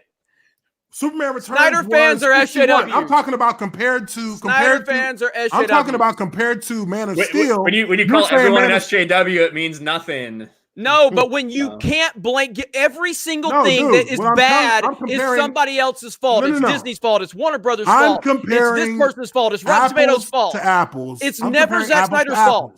So, Man hey, of Steel whose fault versus was Superman Sucker Punch? Returns. Whose fault was Sucker Punch? Dude, I never watched Sucker Punch. I can't say nothing about that. Oh, well, then Man of Steel why did it fail to versus- make money, and why did everybody hate it? Why? Man, hey, I don't know. I haven't seen Right. it. I can't So tell here you why. what But we're I gonna have do. seen Man of Here's what Steel, we're gonna do. and I have action seen scenes is Superman What we're gonna Returns. do. right? We're gonna work on common denominator. Okay, common Hold on, denominator. hold on, but the audience- Christopher Nolan made talking about 3 the DC audience. movies. They all did amazing. Patty Jenkins did a DC movie, did amazing. James Wan did a DC movie, did amazing. Zack Snyder did 2 DCU movies. Everybody hates them, and it's not his fault. It's Warner Brothers' fault, even though everybody else that works for Warner Brothers makes amazing movies. I can't fucking wait till Wonder Woman 2. I can't fucking 75% wait. of the audience liked Man of Steel compared to 61% of. Why don't you look up some Dark Knight numbers and talk about audience score? You want to talk Okay, about okay. I think I can Not settle even a little bit of this at least, hopefully. Here's the problem you have. Man of Steel did not perform with the audience at both the box office and the way they wanted to in general with the audience. So that's why they threw in Batman in the sequel. They basically, Warner Brothers said, now you got to put Batman in this because nobody went to see this movie. And that's because Man of Steel didn't do that much better than Superman Returns. Let's see. That was the big problem they had because Superman Returns they deemed didn't do well enough to do a sequel off that. And Man of Steel, Man of Steel only did $668 $91 million more than Superman Returns, and that was how many years out? Almost 10 years. Well, So- again, why is that, right? Because Superman is one of the hardest Check heroes Messenger, to Mary. make a movie for it, and that's And then to be fair, also when the movie was in theaters, it was received very badly. But once they released the extended cut on video, a lot of people turned and said, oh, that was a much better movie than what we got in theaters. I kind of lean more on, we got some of the stuff we should have gotten in the movie, but it's still the same movie. That's my problem with it. And to go back to something that Mark said about a half hour ago, I understand what he's saying about people are going to have a problem taking anybody but Robert Downey Jr.'s Iron Man, because we haven't had anybody but Robert Downey Jr. for the last 10 years. That means he's played this character longer than most superhero people generally play a character. And not only that, we never had a bunch of Iron Men to compare him to before. When it comes to Batman, we've had how many different Batmen to compare, and same thing even with Superman and stuff like that. So. I need you to do me a favor. What's that, hon? I need you to stop being so calm and rational and reasonable. Oh, good God. Yeah, you got to yell when you're talking to Uche. I'll start it back up again, I'm sure. Just wait, I'm getting there. Now, to go back to the Joker thing, though, I think they would have been better off making that Joker Jason Todd. And I think people would have had a better time with that Joker. Yeah, that would have been fine. But, obviously we didn't get any of that stuff to play through. We didn't get any of it to play out. Right, so we don't know where that went. And as far as the rest, I'm going to start this up again. There is no Snyder cut. So anyway, continue. Because of the Jason Todd Joker thing. So the year that Suicide Squad's trailer came out, where that theory was kind of coming about, Batman Arkham Knight also came out. And in that game, Jason Todd is in it. Spoiler alert, he's the Arkham Knight, and he finds out it comes Red Hood. It was kind of a shock at the time, but he's got a scar in the shape of a J on his cheek. And Leto has that as a tattoo. It's like a little J in the same spot on his cheek. So he's also got a bullet wound on the same spot that you can see the bullet wound on the Robin armor in the Batcave. Oh, really? Yeah. So it seemed like that probably would have been the way they were trying to take that, and they just didn't, or I think didn't so, really. Yeah. Well, they only got one movie to even try. And see, and look at the Snyder fanboys in the chat again. Typical SJW mentality. Yeah. They don't listen to anything. I am a Zack Snyder fan. I like Zack Snyder. I think he's a great guy, and I've enjoyed most of his movies outside of his shitty fucking DCEU because they are shitty fucking movies. I was excited when he was announced for the DCEU for Man of Steel. I was very excited. That was one of my most anticipated films ever because I like Zack Snyder.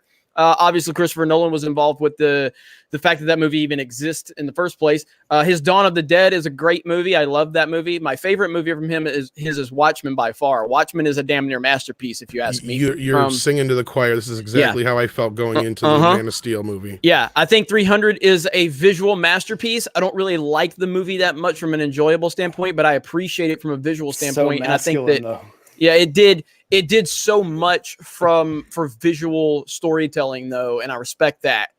But his DCEU is a steaming pile of dog shit. Respectfully, of course. Todd rolled, motherfucker. Hey, roll. Listen, I walked out of Man of Steel feeling like I walked out of a funeral.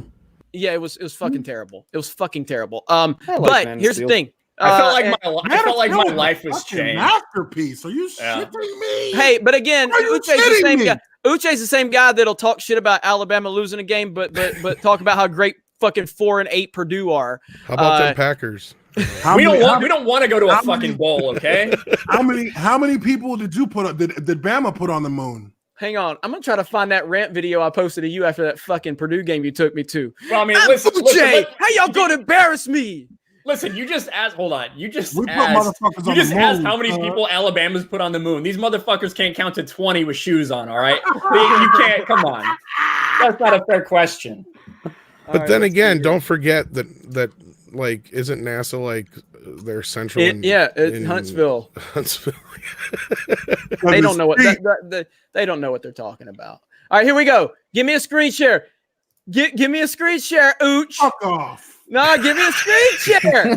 Come on, here we go. Fuck off. Here we go. Imagine on my celebration. Come on. I was gonna say, Jeremy, you should probably give me that his celebration. Come on.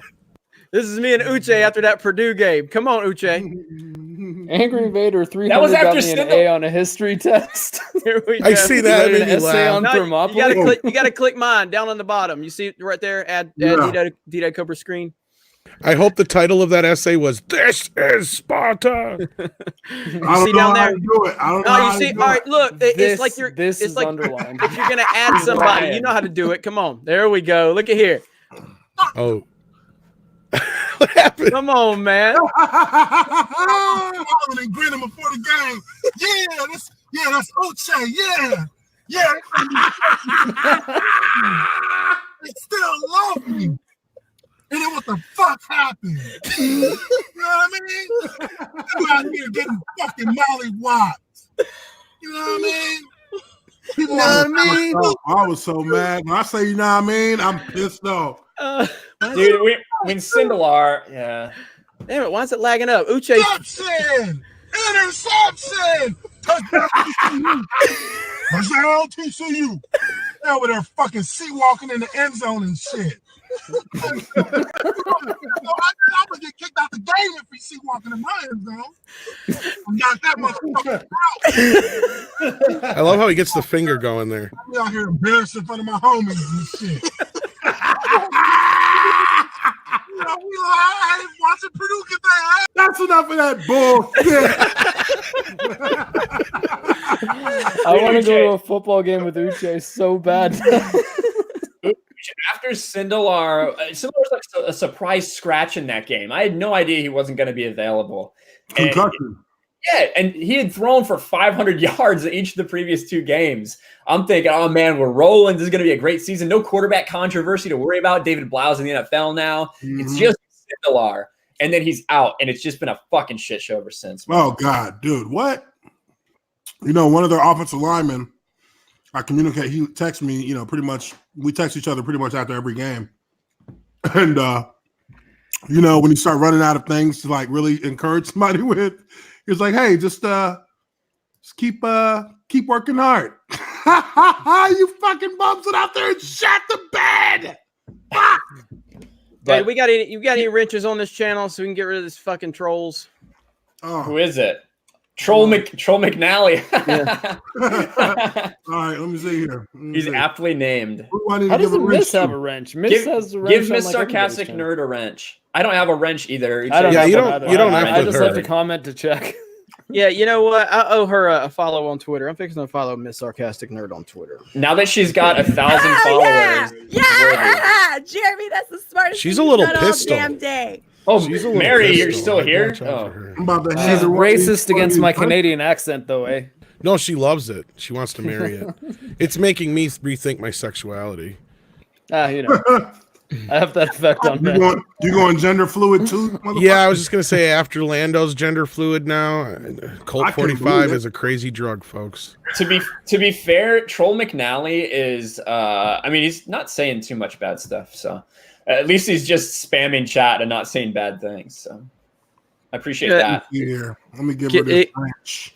You get at least in a super chat if that's how it's going to be. There's the one dude who always says ooga booga or whatever in every chat, like every new chat that comes up when as soon as there's a big stream, he comes in and it's like John Crichton or something like that. He's just spams ooga booga until someone bans him.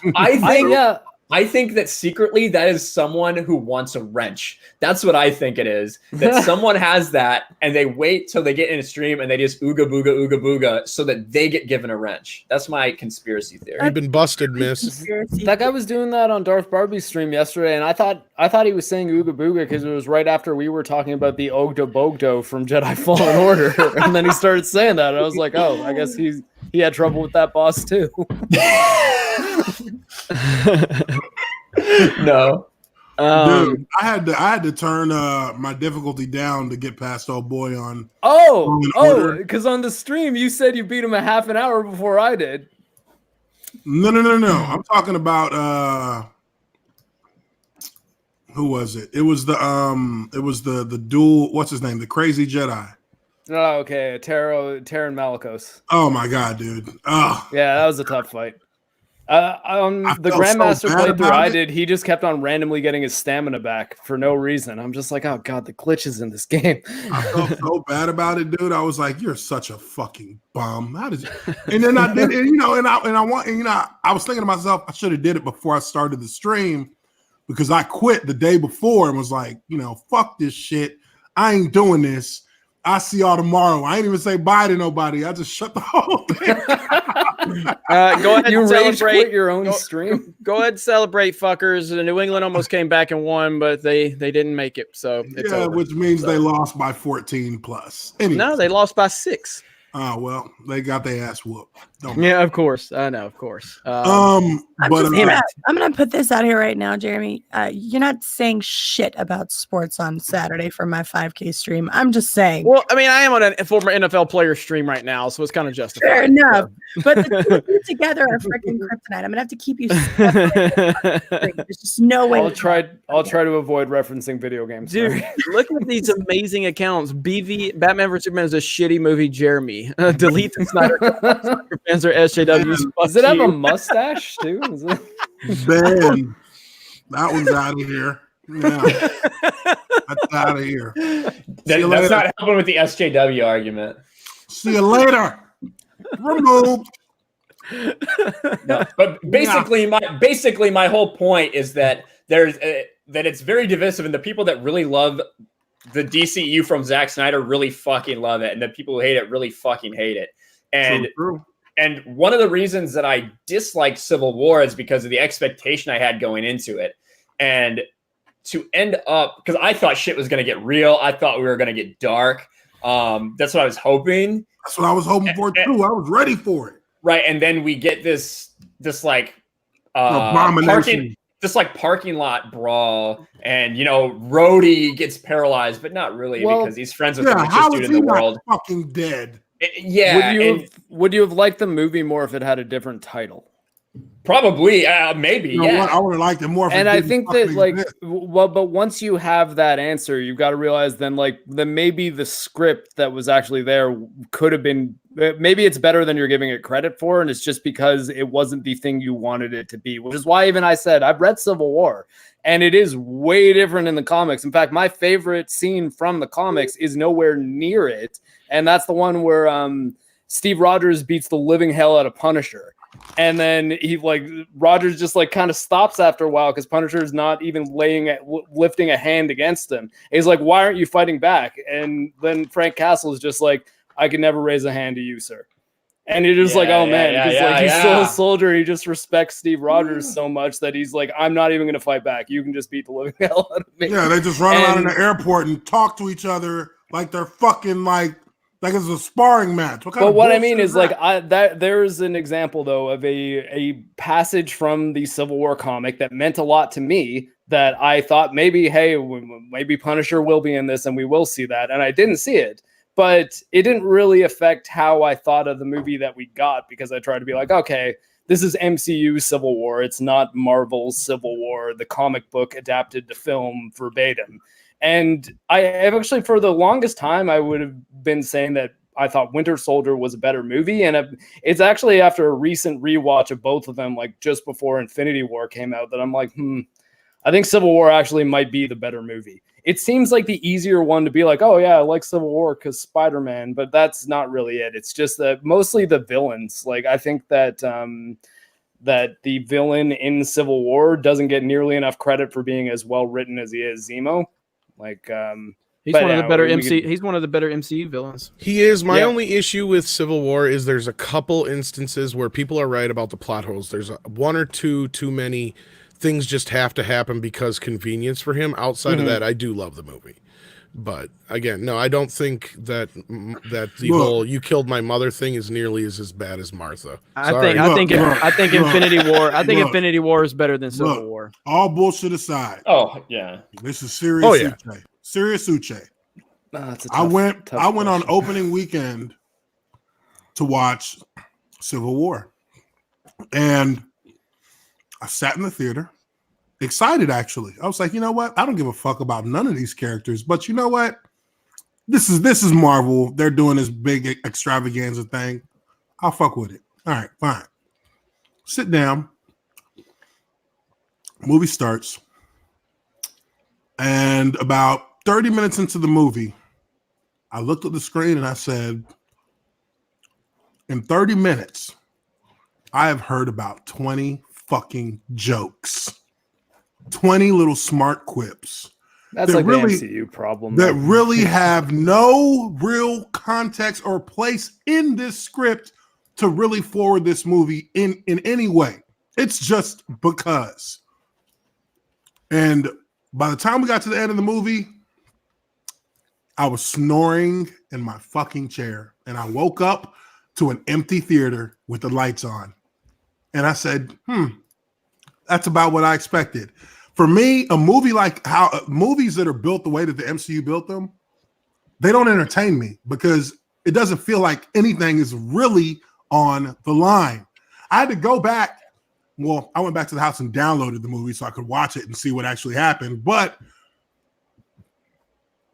a universe that doesn't really like have any kind of grandness to it, which I didn't feel until Infinity War. Infinity War to me is the best movie that they made, period, in the entire MCU.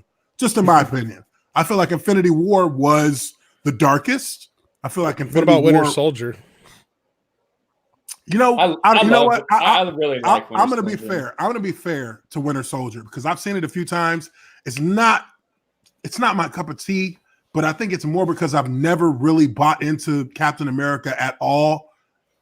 And that's just kind of like, I'm not the guy who wants to, I'm never a big fan of the guy who has an unshakable moral compass because that's not real life. And even for heroes, that should never be the case for heroes. But for this cat, and for what people think Superman is, they have unshakable moral compasses, which to me is a superhero that I have no ability to relate to whatsoever. And that's why I never really bought into Captain America. But Infinity War, I bought into because of Thanos and because of the threat he posed, but also because of the perspective that he brought that none of these self-righteous superheroes could quite understand. He was thinking on a different level than they were. And they saw that as a threat, which is kind of along the same narrative that we fight against these SJW types who cannot understand that we're thinking on a different level, based more in the reality of what we have to deal with on the what we deal with every day. And they think, well, this is the way that the world should be. Well, I got to say in the movies. Quick question. Oh, sorry, go ahead. Oh, no, I was just going to say in the movie's defense, though, when you're coming off of Winter Soldier into Civil War, you know, you said like basically Captain America's like never flawed, and you know he's not. I can't remember exactly how you put it now, but basically that's kind of setting him up for him being exactly like the government in Civil War because he lies to Tony. That's the whole point. Is he isn't as as perfect as he likes to act like he is because he's protecting Bucky by keeping this huge secret that he knows he should have told Tony a long time ago. You know, so there's a big flaw in his character there on top of, you know, a few other things. But I get where you're coming from at the same time. Yeah. What were you going to say, Mark? Sorry. Just on the point of an unshakable moral compass. That's what you said. Thank you. How do you feel about Rorschach from Watchmen? Rorschach. See, Rorschach plays it. He plays to a similar trope, but he's on the other side of the coin. His moral compass is unshakable, but he is not above breaking a norm to maintain his moral compass. He's not at all, but I think that he's an interesting counterpoint to Steve Rogers because they're similar in how firm they are in their convictions about their definitions of justice and the lengths that they'll go to preserve that justice. In Rorschach's case, it was literally dying for it, like saying, I don't care if this will save millions of people. The road that you're taking to get there is something that I would rather die before taking a step down it. And Steve Rogers is like, well, I might have to end up lying to a friend to protect another friend because to maintain his level of comfortability. Mm-hmm. Rorschach is willing to die because of his beliefs, but that also the fact that he is willing to die because of those beliefs is what allows him to operate in the gray. He operates in the gray in order to maintain his own convictions. He doesn't. Well, I think the only reason I brought it up is just because I think it's an example of a character with an unshakable moral compass, even depending on however it's tuned. Well, I think that doesn't right. necessarily mean that they can't be written in a compelling way. Because I think that like Rorschach is by far the most interesting character in Watchmen. I mean, there's a lot of interesting characters. No, and I think you're both right, and I think you're both making very valid points, in my opinion, anyway. Because I think that's what I was kind of getting to, was the whole simple fact of, you know, a lot of people overlook that fact, like you're just saying, Mark, that he does, you know, lie to people to protect himself. And, you know, Uche's right. It is for his own comfortability. And I think that's where he becomes to this point when it gets to like Infinity War and then at the end of Endgame, where he makes that sacrifice. And then at the same time, you know, the whole thing comes back around. You know, it is, I think a lot of the whole thing is he's accepting the fact that he has made a lot of bad decisions. And he does carry a lot of that weight on his shoulders now. So, I mean, I don't think you're giving the character enough credit in a little bit of a way, but, you know, even Superman has a bit of that in him too. I mean, yeah, he's a little bit more morally ambiguous than Rorschach is, I guess, in a way, but he still stands for truth, justice, and the American way in most versions. So he is a little bit more of that big blue Boy Scout like Captain America is a lot of the time. Which is something that they've tried to disseminate that somewhat in the comics with Superman, and try to put him in situations where he has to really push his moral comfort level to its brink because of the decision that has to be made, and he begins to question his own credibility through his actions. And those are things that they try to explore in the Snyderverse that people have killed him for. They've killed him for exploring that ambiguity of being, what does it mean to be a hero? Does it mean you're saving everybody in the city while you're fighting somebody who is the same level of power as you? No, it's impossible. that's where Batman in Batman v Superman is he is on the same kind of he's already reached the end of that road as if you compare it to Watchmen, Ozymandias, and I was going to say that Stark and the Sokovia Accords are kind of the Ozymandias style of like, well, we need to be a step ahead of your decision making. Your moral compass can't be what guides it. We need these rules and structures to do these things. And Cap in Civil War is like, yeah, that goes against my principles, so no. Where like Rorschach says to like Ozymandias and Dr. Manhattan, once Dr. Manhattan is kind of like on Ozymandias' side, essentially, at least in the movie. But yeah, in the book as well, though I really got to reread the book, especially with the show coming out, because I feel like I'm not criticizing the show properly. But basically, they're saying like we need to socially engineer this world in order to do the most net good.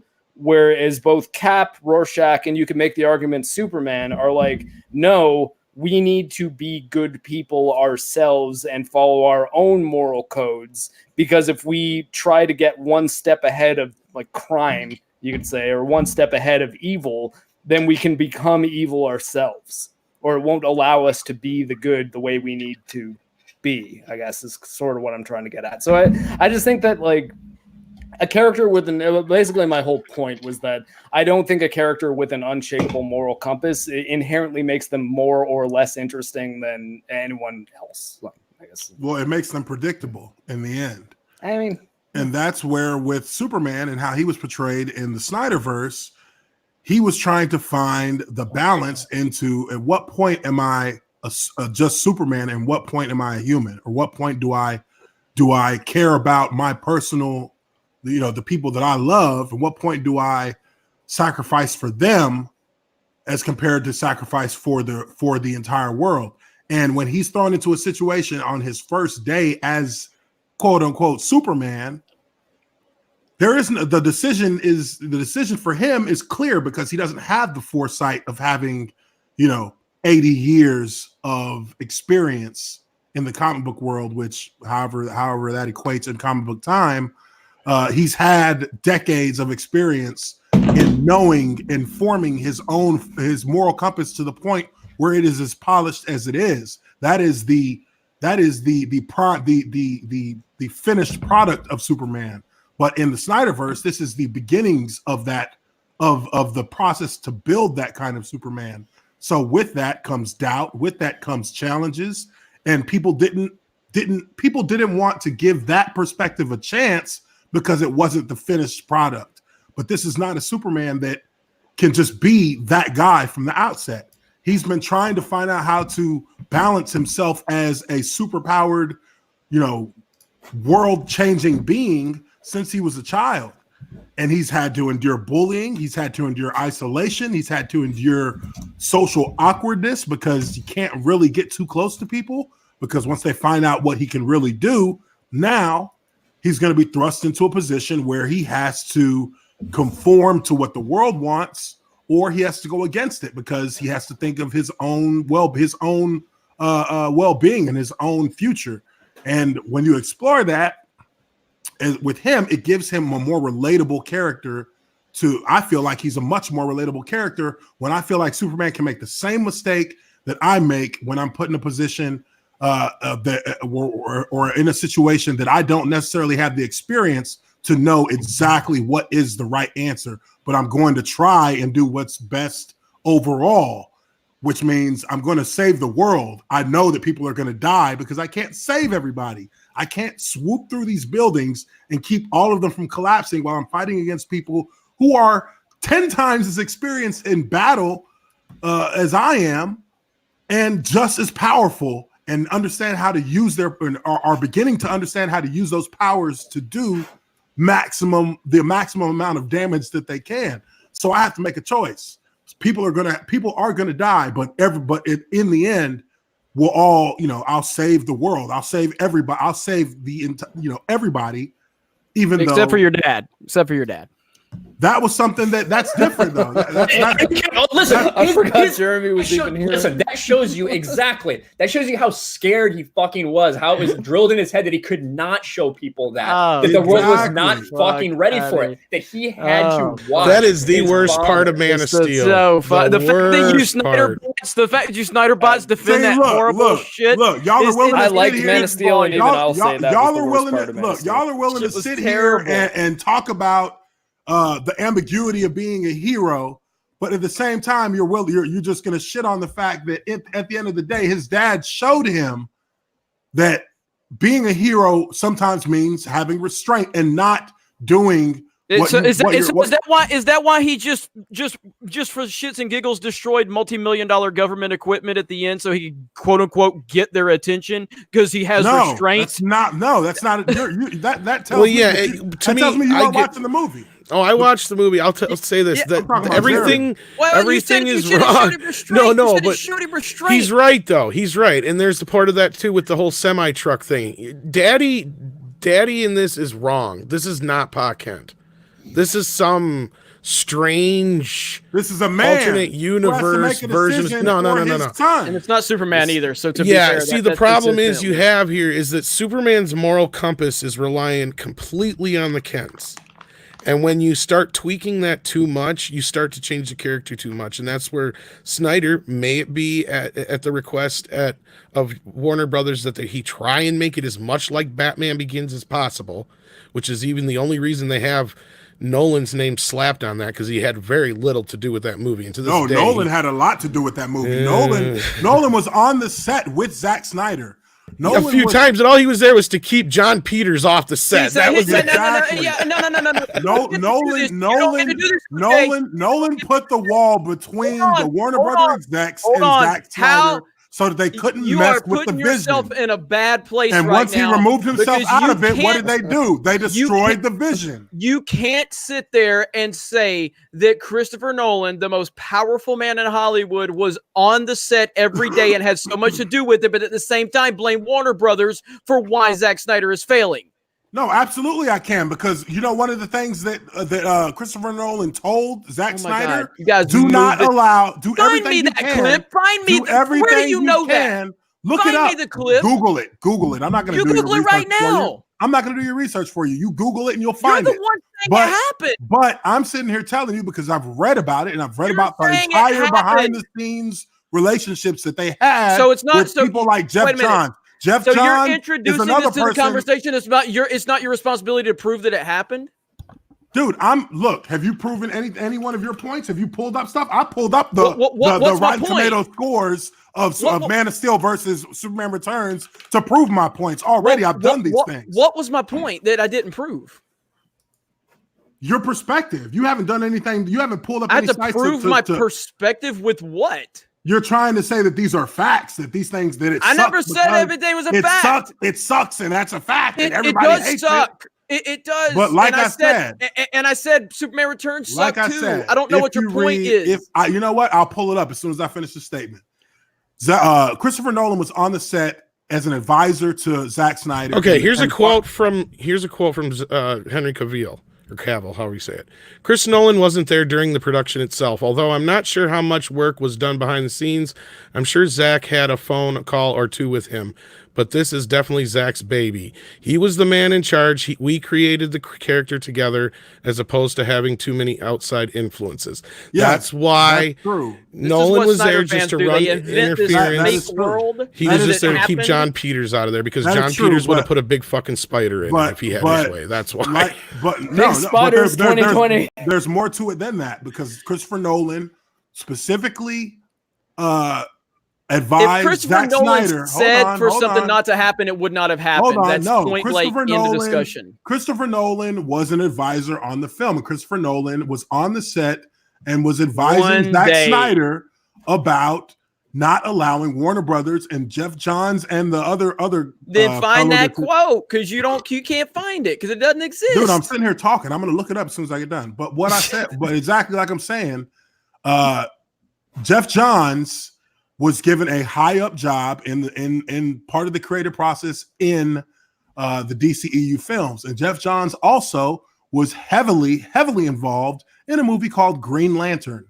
So Christopher Nolan's advice to Zack Snyder was to keep the executives and specifically Jeff Johns and the other guy that Tom was talking about away from the process of putting this movie together because they're going to twist your arm. You're under their thumb because you've been chosen to lead off the new DC franchises. So Warner Brothers is going to want to have a lot of say in it, but unlike what happened with the Dark Knight, or much like what happened with the Dark Knight series, when in regards to Man of Steel, Christopher Nolan did not allow Warner Brothers to interfere at all in his process of making those movies.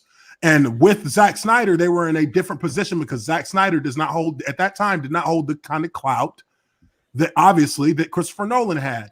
So if it was left to his own devices, Warner Brothers would have stepped in as soon as at any point and taken away from whatever creative process that Zack Snyder was leaning toward, as we all know it to be true, because the very next film. The very next film it's different, dude. Those are different properties. We're talking about DC Comics. There's literally only movies that Warner Brothers have interfered with is Zack Snyder. Listen. DC, they interfered with the process of building a DC universe. Why? Because DC Comics has some of the most recognizable, if not the most recognizable IPs. Can you guys give me other examples of Warner Brothers messing with other movies? Culture world in the entire. Can you guys give me any examples of Warner Brothers interfering in any other movies at Warner Brothers besides the two that Zack Snyder directed? It is different. There is a big difference between dealing with Harry Potter and then dealing with Superman, Batman, and Wonder Woman. There is so what you're telling me is there's no other movies that Warner Brothers has ever interfered with except for the two movies that Zack Snyder directed. That's what you're telling me. If there is a movie, if there are any brands that the Warner Brother production company is going to keep their eye on to the 10th level, it will be the DC intellectual properties over everything they own, because those properties are more recognizable than Harry Potter makes more money than DC movies. I think it has more to do with the fact that they're trying to mirror this MCU. They weren't trying to mirror it from the outset. It was because of the reaction. By mirror it, I mean create a universe just like Marvel did with the MCU. Are the Harry Potter prequels doing well? Not as well. Not really. No, they're not. Well, here's the thing about DC is they had 16 different regime changes within 5 movies. Yeah. Okay, that's one of the biggest problems you have here. Now, No granted, leadership. I have said it myself a few times. I did not like Batman v Superman, and I utterly hate Man of Steel. And it's only because it's a Superman movie. If it wasn't a Superman movie and it was just another superhero movie, I would have enjoyed it. 100%. Why? Because it's not a fucking Superman movie. I will send you. Why? What is a Superman movie? Chapter 1. What I will- is a Superman movie? Because I Superman Returns don't wasn't. have enough time. Well, Superman Returns has its own set of issues. I'm not even going to get into that. Well, yeah, why do you guys keep bringing up another Yeah, that's movie? a whole nother. Like, yeah, this is again, this is Snyder logic. This is just like No, it's just not. like the What are you Last talking Jedi about, fans. dude? when we I don't have criticize 30 Rey, minutes when to get we into. criticize the Last Jedi, they bring up other movies, and it's like, no, we're bro, talking about this movie. I'm talking to Superman. Look, this is what you're not understanding, Jeremy. Superman is different. Batman, it's different. Wonder Woman, it's different. These are characters that hold 90 years of influence over the entire pop culture, the entire being of pop culture. You put up a Superman logo anywhere on this planet, anywhere, in the darkest corner of the darkest part You're of the earth. making my point, And they know what that means. and you still couldn't make So- $800 million with a Superman movie. So with that being said, Warner Brothers is more likely to interfere with those brands than any other brands. And if if these movies were received differently, then there could be an argument that DC probably, if they were received differently, there wouldn't have been the reaction there was, obviously. But these brands are so undeniably precious to Warner Brothers that if they have a filmmaker like Zack Snyder, who is a popular filmmaker at the time, but is not a Christopher Nolan who can walk off the set and that is the end of it, they're not going to make a movie. They know that they can put pressure on Zack Snyder to change things and to move things around in order to fit their narrative to make money, to give them the best opportunity. Well, that's what to make Justice money. League, and that's partially what Batman v Superman and Justice League were all about. And that's kind of what I was going to get to, is you had all these regime changes, and then at the same time, they were... My understanding from my inside sources of what was going on inside Warner Brothers at the time of all this crap, you got to remember they were on the verge of a merge with AT&T. Yeah, and a lot of guys were worried about bonuses. Well, yeah, you had the bonus issue, and you also had a lot of people spending a lot of money. You got to remember, they don't report it, but they spent close to $600 million on Batman v Superman. They spent probably close to that, if not more, on Justice League, and they report that much, so I know it's a lot more than that. That's the problem, is Justice League was shot twice. Yeah. So here's the thing you have is the bonuses came into play, and I don't think it's fair. I didn't like those movies, and I'll send you the video where I break down for 30 minutes just a few things and changes here and there throughout Man of Steel that it would have made it a better Superman movie and set it up better for Batman v Superman, which I feel like was just overcomplicated. They had the setup, they had the story there. It's real easy. You make a Batman v Superman movie. Batman is scared of this alien. He's seen what he can do, and you have Superman who thinks that Batman's too vicious. That's an easy setup. And then you got Lex Luthor pulling strings in the background. That's all they had to do. And they went and made it way too complicated. Now, as far as like the whole Justice League thing, though, I think that Zack Snyder was done dirty. He was done absolutely dirty. Now, as far as like whether or not it had anything to do with the death of his daughter, I don't think so, because this was 6 months after the fact that this call was made. They shit-canned him. They pushed him out. They brought in Joss Whedon. Whedon was brought on before the movie was ever even really technically finished, to a point to where you guys will get a Zack Snyder cut someday, but it's not going to be what you guys think it's going to be. That's that's the sad it's not. part of It's it not is. a finished movie. Well, it's not just that even. It's not even just that. Yeah, he never even got to finish shooting his completed film. Yeah, and the good thing about it is you guys are going to be able to blame the parts you don't like on Warner Brothers and the parts that you like on Zack Snyder. That's exactly how you're going to play it. That's how Snyder fans play it right there. If Justice League came out and it was Zack Snyder's product that was start to finish, completed, buttoned up, and released, and it wasn't a good movie, then it wasn't a good movie. That's fine. Yeah, we've got two of those right now that you guys want to admit it's not a good movie.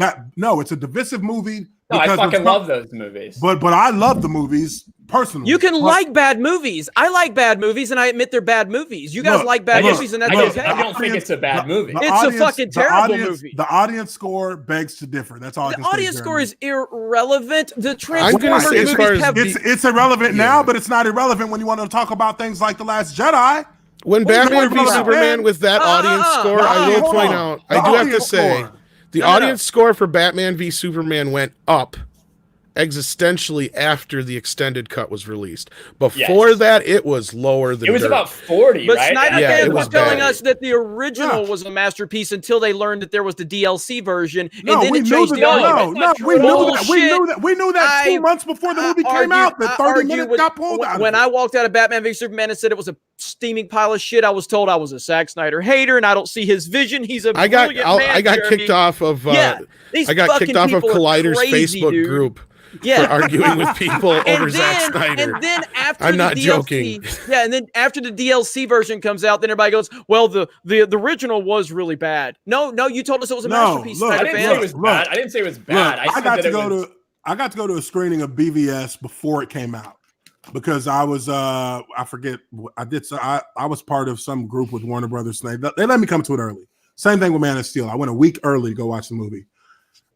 In both movies. Both theaters, the movie was received extremely well, especially in Man of Steel. In Man of Steel, people were audibly screaming and cheering throughout that movie because honestly, it was the first time that you saw a Superman movie where Superman actually had the power of Superman. He actually acted, he actually physically fought, and the scale of it was so large. The scale of it was so epic in the style that you would want to see from a hero with the level of power of Superman, that was invigorating to the audience. The audience ate that up and they loved it. That's why when I, and I was the same way, dude. I was pulling my freaking arm. I was pulling the fucking cushioning off of the arms of the chair in the theater from the excitement of the scene, from the excitement of the movie. People loved it. It was received very well when I went and watched it. But and that's really irrelevant. But with BVS, even in watching BVS, I liked the original cut. I did. But I also realized that there were a lot of meanwhile moments where they kept jumping from scene to scene, which didn't seem right. But 2 months before that, it was already reported that there was going to be an Ultimate Edition where because Warner Brothers did what? They pulled 30 minutes out of the movie in order to put it under a certain level of time so they could get as many screenings as they needed or as they wanted to try and maximize their money, instead of doing like they did with movies like Lord of the Rings, which was a 3-hour plus movie. You allow that movie to be released in its original form so that you can get the maximum effect with the audience, and the numbers will take care of themselves. DC's leadership led the entire extended universe for the DCEU. It led it astray because they were more worried about money than actually allowing the vision to see itself through for better or worse. Thing though, and you're the last person I want to make mad at me, Uche. Fucking make him mad. He's just a Snyder ass shit out of you. No, here's the thing though. Here's one thing you gotta ask yourself, or at least understand it. I'm sure you will understand when I say it. If they ran both versions of this movie in front of test audiences, if Warner Brothers thought for a moment that the audience was astronomically reacting much better to the ultimate cut than they were the cut down version, they would have released the ultimate cut, and they didn't. So that tells me that the test audience didn't like it as much, just because they're like I watched the movie with an open eye, and I see the same thing that most people probably did at that test screening. Was the ultimate cut doesn't make the movie that much better, it just makes it longer. There's only one bit in that ultimate cut that really makes the movie make any more sense, and that's the people in prison are getting killed for it, so that gives Superman more motivation. That's the only thing. And Lex Luthor is behind the whole thing. Well, that's part of it too, but see, that was where I said earlier, they took a very simple concept and they overcomplicated it. And well, you know what? I will agree to disagree with you to an extent. I respect what you're saying. What I also realize is that the ultimate cut also provides you with a lot of context that you don't receive in the theatrical film. One being, why was Superman in that room with all of his power in the watch the Congress, the scene where they're in the Congress building or the DC building. Yeah, and he says he's distracted or whatever. And he doesn't see, or he doesn't know, he isn't able to detect that there is a bomb inside of the one guy's wheelchair, correct? But in the ultimate cut, you understand it more because somebody who knows him, Lois, knows that he can't see through lead. Lex Luthor also knows that he can't see through lead, and that in the inside of that wheelchair is lined with lead so that he can't detect what's inside of it. So if he in his natural state, without that chair being lined in lead, Superman already sees that there's something in the chair and can address it right then and there before things happen. If that's how it would have played out, but because of that being one of the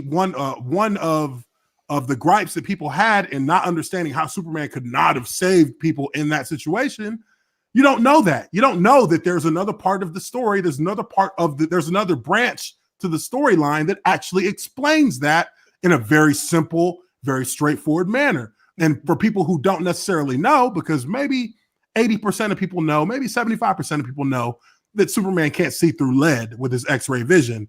So they'll look at that and say, wow, that don't make no sense. How come Superman can't see that? He can see, he has X-ray vision, but they don't know that he can't see through lead. Well, I would say even more importantly than that part, in that courthouse after everything blows up, he's saving people. Well, in the theatrical cut, he just like walks out and it's just like, oh my god, and he flies away. And he's gone. There's no but you don't know that he helped save and bring people out from the building. You guys told me that wasn't important in Man of Steel. No, we're in this situation as Superman, as somebody who's been going around the world and saving people, saving astronauts. So in Man of Steel, he didn't know that he shouldn't be making out with a woman. He didn't know that it took fucking 20 seconds. Jesus. Yeah, 20 seconds isn't the difference between life and death. In a battle for the world. Yeah.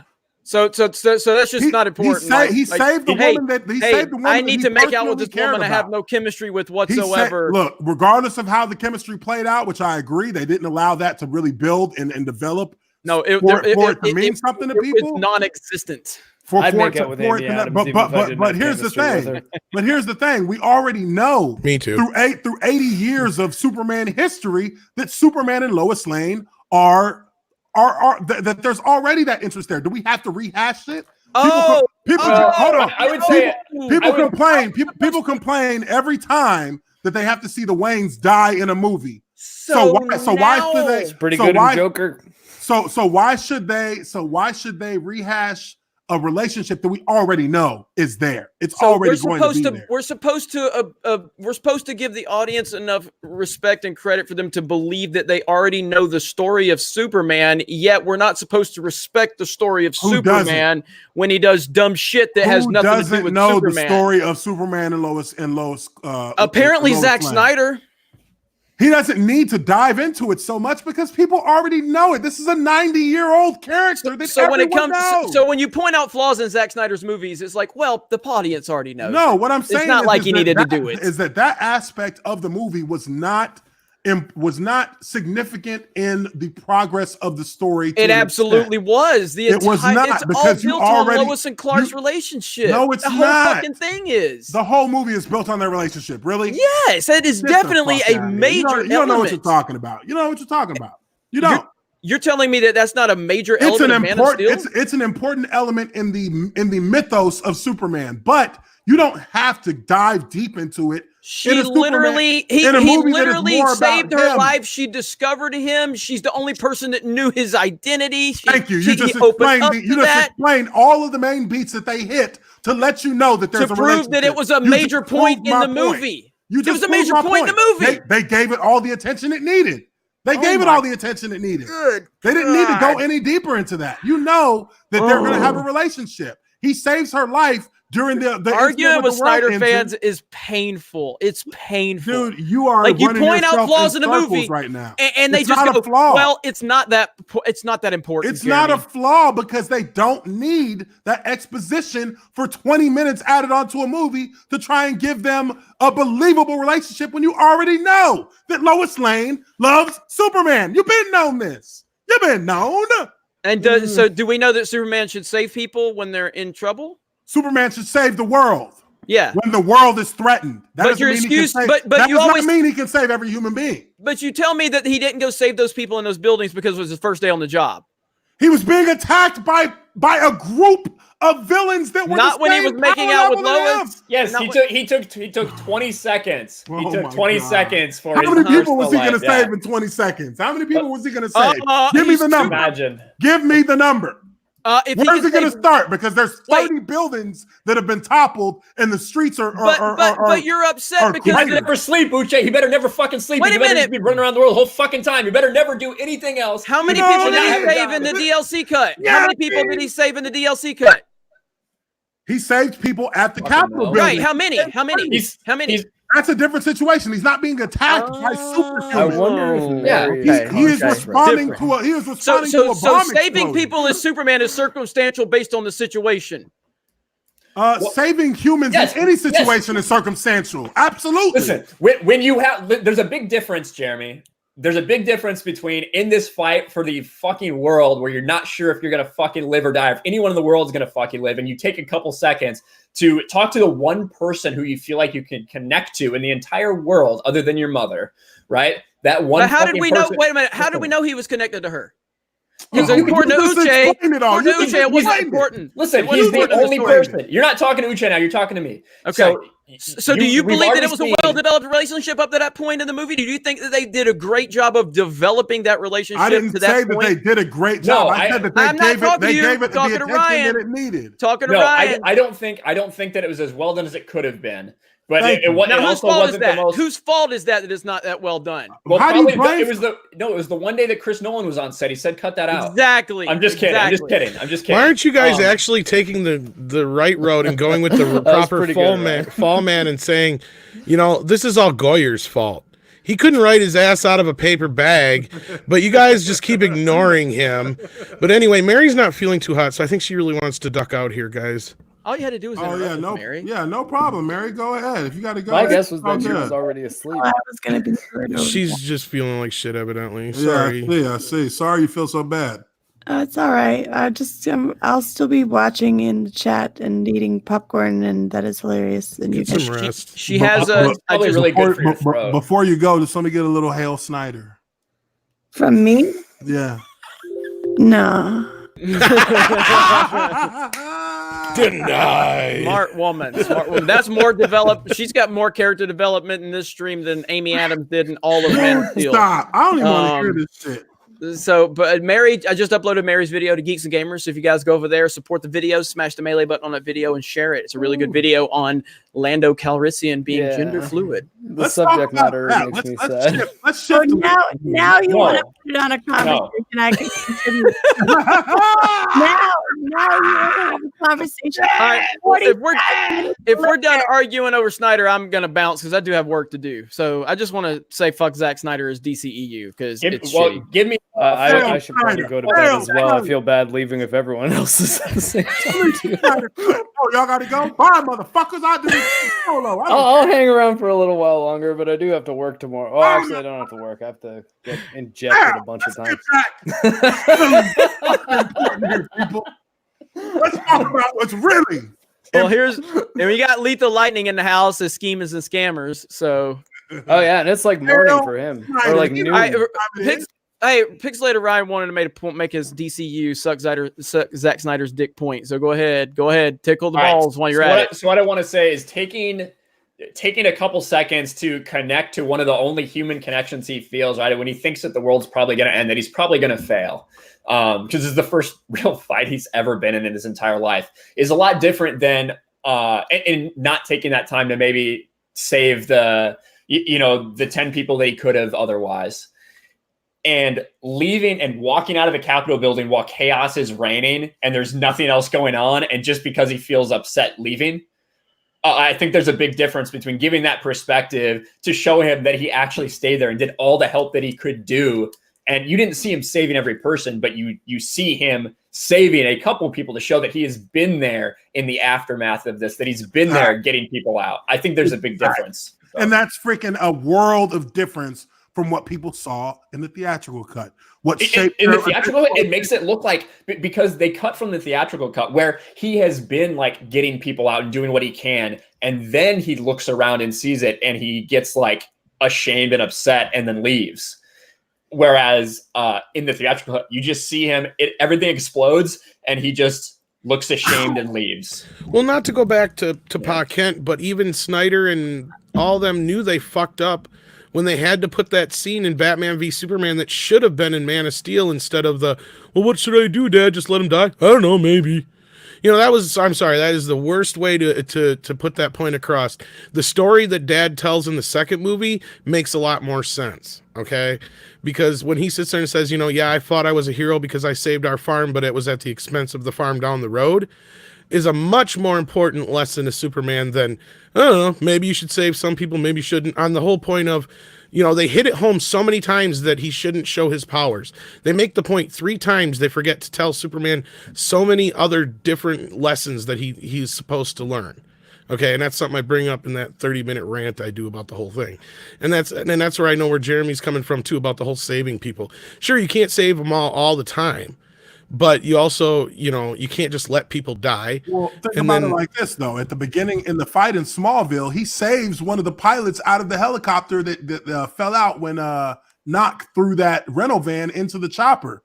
He saves the guy from falling to his death. Okay, that's in the middle of a battle. That's in the middle. Super back into this. I'm gonna go. Okay.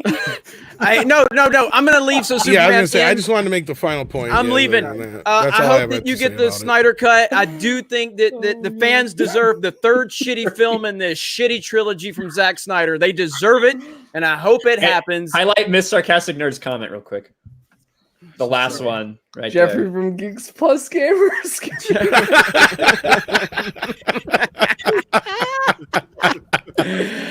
All right, everybody.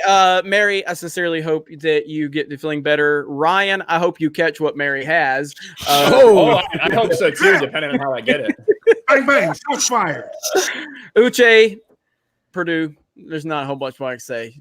Time roll. Tom, good talking to you. Mark, thanks for proving that I'm not the only person that Darth Barbie could beat the hell out of. Yeah, she's really good. and I'll talk to all of you later, okay? Congrats, Uche, again, man. Jeremy makes it about him and gets out before a sick Mary. Good job, Jeremy. She wants to talk about gender fluidity, and I think Uche's going gender fluid anyway, so I want to give the floor to the black guy. All right, bye. Good move. It opens up your options. No. Yeah, Let's segue into this. This Mary needs to go. Mary needs to go. Oh yeah, honey, I'm so fried. I'm sorry. Yeah, no problem. But I do want to wish you a wonderful 4,000 subscribers. You're a wonderful human being. And I appreciate your passion, even if I don't always agree with you or even understand necessarily where you're coming from. But I do think you've got a wonderful zeal, and I admire you. Thank you. I appreciate it. You get well. Feel better. Thank you. I'm going to go die now. Stay alive, Mary. Be better for next week. That's an order. I will do my best. Bye, guys. Bye. Bye, Mary. So what about Mary. the whole Billy, what is it? Billy D? Billy D. Williams. Billy D. Williams. His whole the quote I saw is that he's like, you know, I have the feminine sides. Maybe I'm himself, maybe I'm herself, whatever. Like it didn't sound like he really went too deep into it. And then the article was like, Billy D. Williams comes out as gender fluid, and it's like, oh god. the guy's in his 80s. I don't know that he was making that clear-cut a statement. But I think he did also say something pretty nice about Donald Glover, though, like, and his portrayal of Lando, which I thought that part was kind of nice. I just kind of skimmed the article while I was in the middle of editing a video yesterday, though. Or today? Was that today? Jeez, might have been. When did that come out? Did that article come out yesterday or today? That was yesterday. Okay, it might have been yesterday. Sorry, when I get into video editing mode, time kind of ceases to exist. New video will be out on my channel tomorrow, though.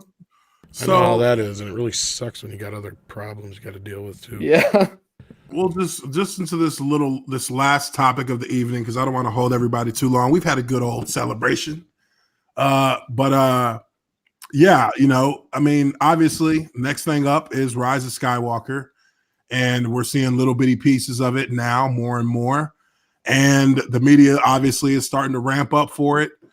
Personally, I'm not going to go watch it on the opening weekend, but I'll probably find. Can you quote Mrs. comment?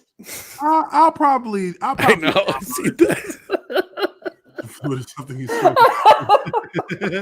Exactly, right? The sarcastic is exactly right. Like, oh, I love that girl. When I saw the headline, my first thought was, dude, you're not freaking gender fluid. You're just an old guy who your shit don't work no more. So, I mean, I guess maybe to yourself, that is the next logical step, but you're not gender fluid. Like, I think they really created a narrative around Lando's character. And I mean, it even plays out, obviously, as you can see in the media that they have around it. I think that they've really done his character a disservice by putting him in that light, like kind of attaching his entire identity now from what we've known in the original trilogy into this new, SJW wave of proper pronoun acknowledgement for people in their daily lives. But again, it just, to me, that's just another knock, another mark against the brand itself, and it kind of brings the brand down because now you're bringing it into stuff that it never was meant to be brought into. Like, it doesn't fit with the entire notion and the entire essence of Star Wars. It just doesn't fit. I agree. But I want to bring one thing to the table that's a possibility. I'm not saying that I have anything to base this on other than what Billy D just said in the papers. What if he's always been bisexual and we didn't know it? And the writers of Solo were Lawrence Kasdan and his son, who Lawrence would have known Billy D way back when because he wrote Empire. Maybe they all kind of knew back then and we didn't. Bisexual. And they moved that into the character, and that's why they made him Pando. I'm just putting that on the table. What do you guys think of that? I think that if that were the case, then it probably would have been better for like Billy D to be the one like talking about that. And like, I guess, I don't know. I mean, that is a fair point, and it might have been a reason for it. I just think that if that was the reason, then they maybe should have talked about that. Be like, look, like, I know Billy D. Williams better than you guys do, and trust me, this is something that he is totally fine with us having in the movie. It might have just left it at that, but I think that the safer bet is when, especially when it's things that are kind of irrelevant to the character, is just not even addressing things like that. Like I mean, realistically, I guess we do from the EU a bit, so that maybe this is a bad example. But I was about to say, like, you don't necessarily know that Luke Skywalker is for sure not gay, but it's also not something that, like, he doesn't have a conversation. Well, I always knew that. But, like, it's not like he has a conversation where he's like, oh, yeah, like, Han, I've really been thinking since we unfroze you from carbonite. I'm 100% certain I'm heterosexual. Yeah, I mean, you do have a moment when his sister kisses him that he feels pretty proud of himself. But yeah, I agree. Yeah, like, I mean, but I just don't think that if it's not really relevant to the character, and if you're not going to make that a key, if you're not going to make their sexual orientation or identity a prominent part of their character, then all you're really doing by talking about it in interviews before or after the movie comes out is like trying to be like, hey, all gays, come see this movie because it's about characters that you don't, but then not actually having any of it in the text of the film. And it's like, right. Well, and I agree with what Uche said before too. And I felt the same way when the movie came out, just like I feel like every time like Star Trek and all these other franchises like to grandstand and, go, oh, look, we got gay people in this. Look, we got this and this. And it's like they're parading people out like they're in a circus show. And it's like, I don't understand how people are okay with this. Yeah, because it's clearly not, it's not within the essence of the story they're trying to tell. They're just tacking it on as an element to bolster their bottom line. Well, I thought it was done fine in Endgame when you had, was it Anthony Russo? I think his character in like the support group, just kind of, he's telling, like in a support group, telling you think that was done well? Well, I just didn't call attention to itself like they are in all these other movies. Like, we didn't have 20 articles going, oh, Russo brothers plays gay guy in Yeah, Endgame. it was just You in know? the movie, and like it was a guy in a support group telling a story of the thing that happened to him. Like it was done in a way that didn't seem like, oh yeah, by the way, this, like as if at the end it was like, oh yeah, and like they saw us holding hands, and even in these like post-snap world, they still like gave us dirty looks, and we knew that they hated the gays. Like it didn't turn into that kind of story. Like it was just he just like told a normal. That would have like story, stopped the movie dead. Well, yeah, and like and Steve Who are Rogers these characters? like, I was Are born these in the main characters? 1970. This isn't the movie? deleted scenes, you know. Like, I don't know. I fucking rolled my eyes pretty hard when that happened, but yeah, I I don't see know, what you're like, saying. It could have been a lot worse. It that could have been like really- it could have been like they're trying to make an entire or an entire TV show based on how Captain America deals with being black. So I mean, we'll have to see how that goes. I guess. Yeah, I don't even care about that shit. yeah, it's Marvel. Like I don't know. No, I I mean, just the simple fact that they're making Captain America black. I mean, he was black in the comics for a little bit, but I mean, I just have a hard time relating with Captain America. I don't. well, care he about was Sam Captain- Wilson in the comics, but my bigger problem with them making Falcon the MCU Cap is that it doesn't make much sense in the context of the MCU because With all of Bucky. his abilities are kind of geared around his specific suit and like Yeah, what he already has an flies identity. he flies around and shit like he's Falcon. Yeah. Whereas like Bucky He doesn't have super soldier the serum. Winter exactly Soldier like was Bucky. kind of a villain. So him wanting to change from being the Winter Soldier to something else would have made more sense. He's also a super soldier, just like Cap. He's also a man out of time, just like Cap. Like Bucky being the next Captain America in the MCU, I Makes just think sense. would have made a lot more sense, and has nothing at all to do with his skin color. Realistically, T'Challa becoming the next Captain America would make slightly more sense than Falcon. I He agree would with that probably too, do better with it. Yeah, I don't know who the hell's idea that was outside of it was just something out of the comics or whatever to where No, it's because he's. Come on. I know, Brian, I'm trying to look from whatever angle I can, but truth be told, yeah, I agree with everything you guys are saying. It's this, you know, it boils down to this whole SJW. We got to make it all diverse and go woke, and it doesn't make any sense whatsoever. You know, when you've got everybody from every spectrum saying, no, that's not how it works, or that's not what I want. I don't feel like that's representative of what I am or who I am or any of that, you know, just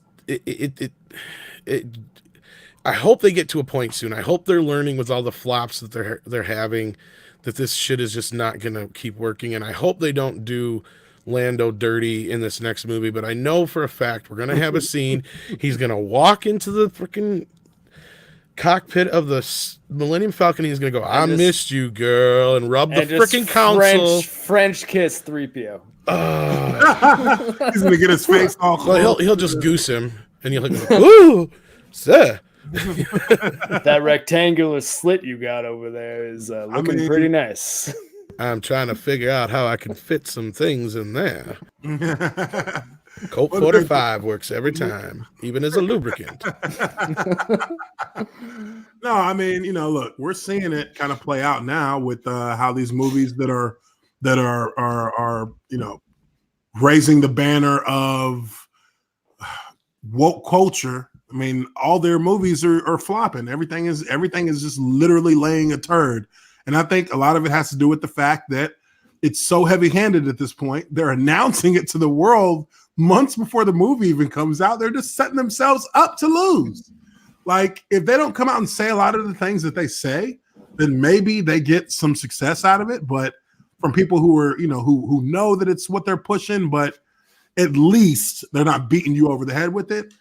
But they just come out in their press and their media runs and they beat the hell out of people with it. And it feels like more of a middle finger than it does any kind of announcement or any kind of showing of representation. It just feels like they're just throwing the finger up to anybody who thinks any differently. And so people are just like, nah, I'm good. And that's what they're getting. Well, if you're going to turn your movie into a political movement, expect some kind of backlash. And you know why they bring Trump into it all the time? It has nothing to do with Trump supporters. It has nothing to do with them. It's for those who don't support Trump, because they know the first thing that's going to piss you off if you don't support this movie and somebody calls you a Trump lover is flip your switch as so they think. And that's what the Fandom Menace is about, because we have every single walk of life in this fandom to prove every day on a day. And that's why JJ had to confirm us. That's why he couldn't deny us anymore. And he's not stupid in that sense that he's not going to pull a Ryan Johnson and just come out there like a man baby and try and trash Twitter with, every ounce of his being. No, he knows that he's up against a very strong group of people who are not going to just bow down to this huge entity just because we all have a voice, we all have different feelings and backgrounds and cultures and everything like that. You can't stop something like that. You can't keep throwing out, well, you're just racist if you don't like this, you're just sexist if you don't like this, you're against gay people if you don't like this, you're against trans people if you don't like this. You can't keep doing things like that if every single part of the community is one of those people after a while, not just white guys like me and that Canadian next to me and Ryan up there.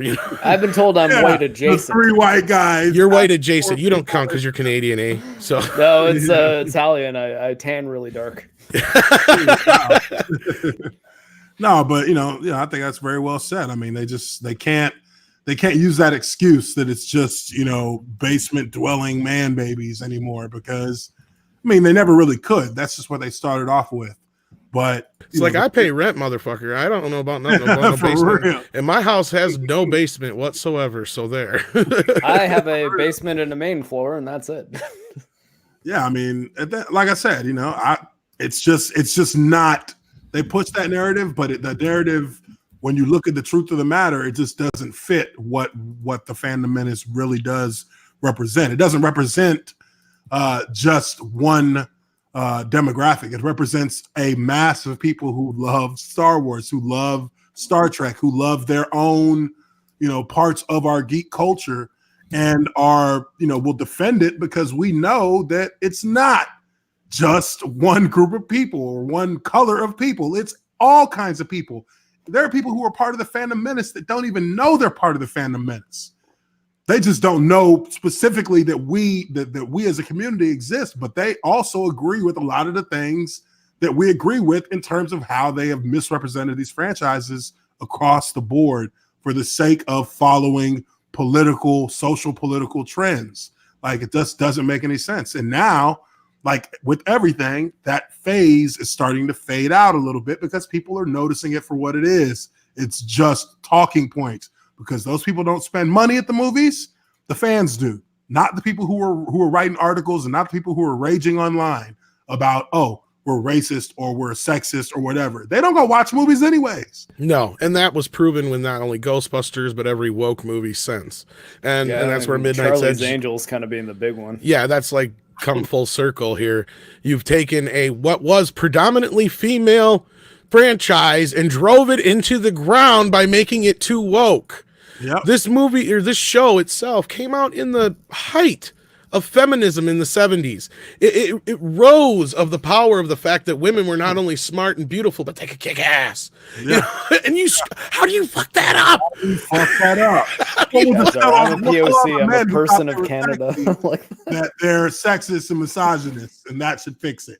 Exactly. This movie, there's a reason why the last 2 movies, as stupid as they were, did so well, because you put hot chicks in movies doing cool shit, and guys and women went to see it in the theaters. Yeah. The first 2 were silly too. Silly, yeah. I don't remember liking the second one very much, but I remember actually really enjoying the first Charlie's Angels. I'm talking about the Drew Barrymore, Lucy Liu. Yeah. I saw that in the theaters. I did. I saw it because it was Drew Barrymore. Yeah. Crispin Glover was the villain in it, wasn't he? Yep. Yeah. And they had Bill Murray. Bill Murray, yeah. And they had Bill Murray. That's another reason why I went and watched the first one. I was like, hell yeah, I'm going to go watch it. I didn't really like it, but I understood why people did, and I know why it got a sequel, and it's because they understood the campiness of the original show, and they played that along with, how girl power has changed between then and now. Yeah. Well, then it's like they lost their way between that one and this one. And Ghostbusters, like I said, was the start of that. And it proved that, like you were saying, Uche, that these people will stand out there on Twitter and bash people for not liking a movie before they see it, but they won't go see it themselves. Yeah, they won't even go watch it. They won't give it their money. But the people who actually loved it and cared about it before they twisted it and turned it around into what it became, those people would spend their money routinely, and you've turned your backs on those people. So now you're not getting their money, and you're not getting the money of the people who are patting you on the back online about being, they're social justice warriors. And when it starts hurting their bottom line, it takes them about a year. It's like a 12-month cycle. Once they see those earnings drop and drop and drop, and then they start adjusting. This incarnation of Charlie's Angels is kind of like a holdover of the last few years of that garbage.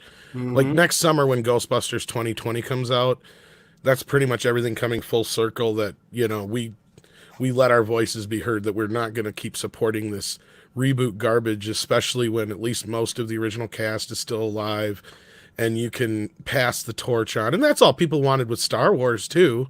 We wanted to see our heroes treated with some respect as they pass the torch on to the next generation. Yeah. And that would have been cool. I mean, that was really the expectation. I mean, look, I was excited for Force Awakens. I went and watched it on opening weekend. And, I didn't, like a lot of people who are truly into the geekiness of it would have maybe have watched every Star Wars movie before they watched Force Awakens. I didn't do that. So it wasn't in my mind necessarily that this was just a rehash of A New Hope, even though there were parts of the movie where I had that same old feeling that I had in New Hope, that, this is that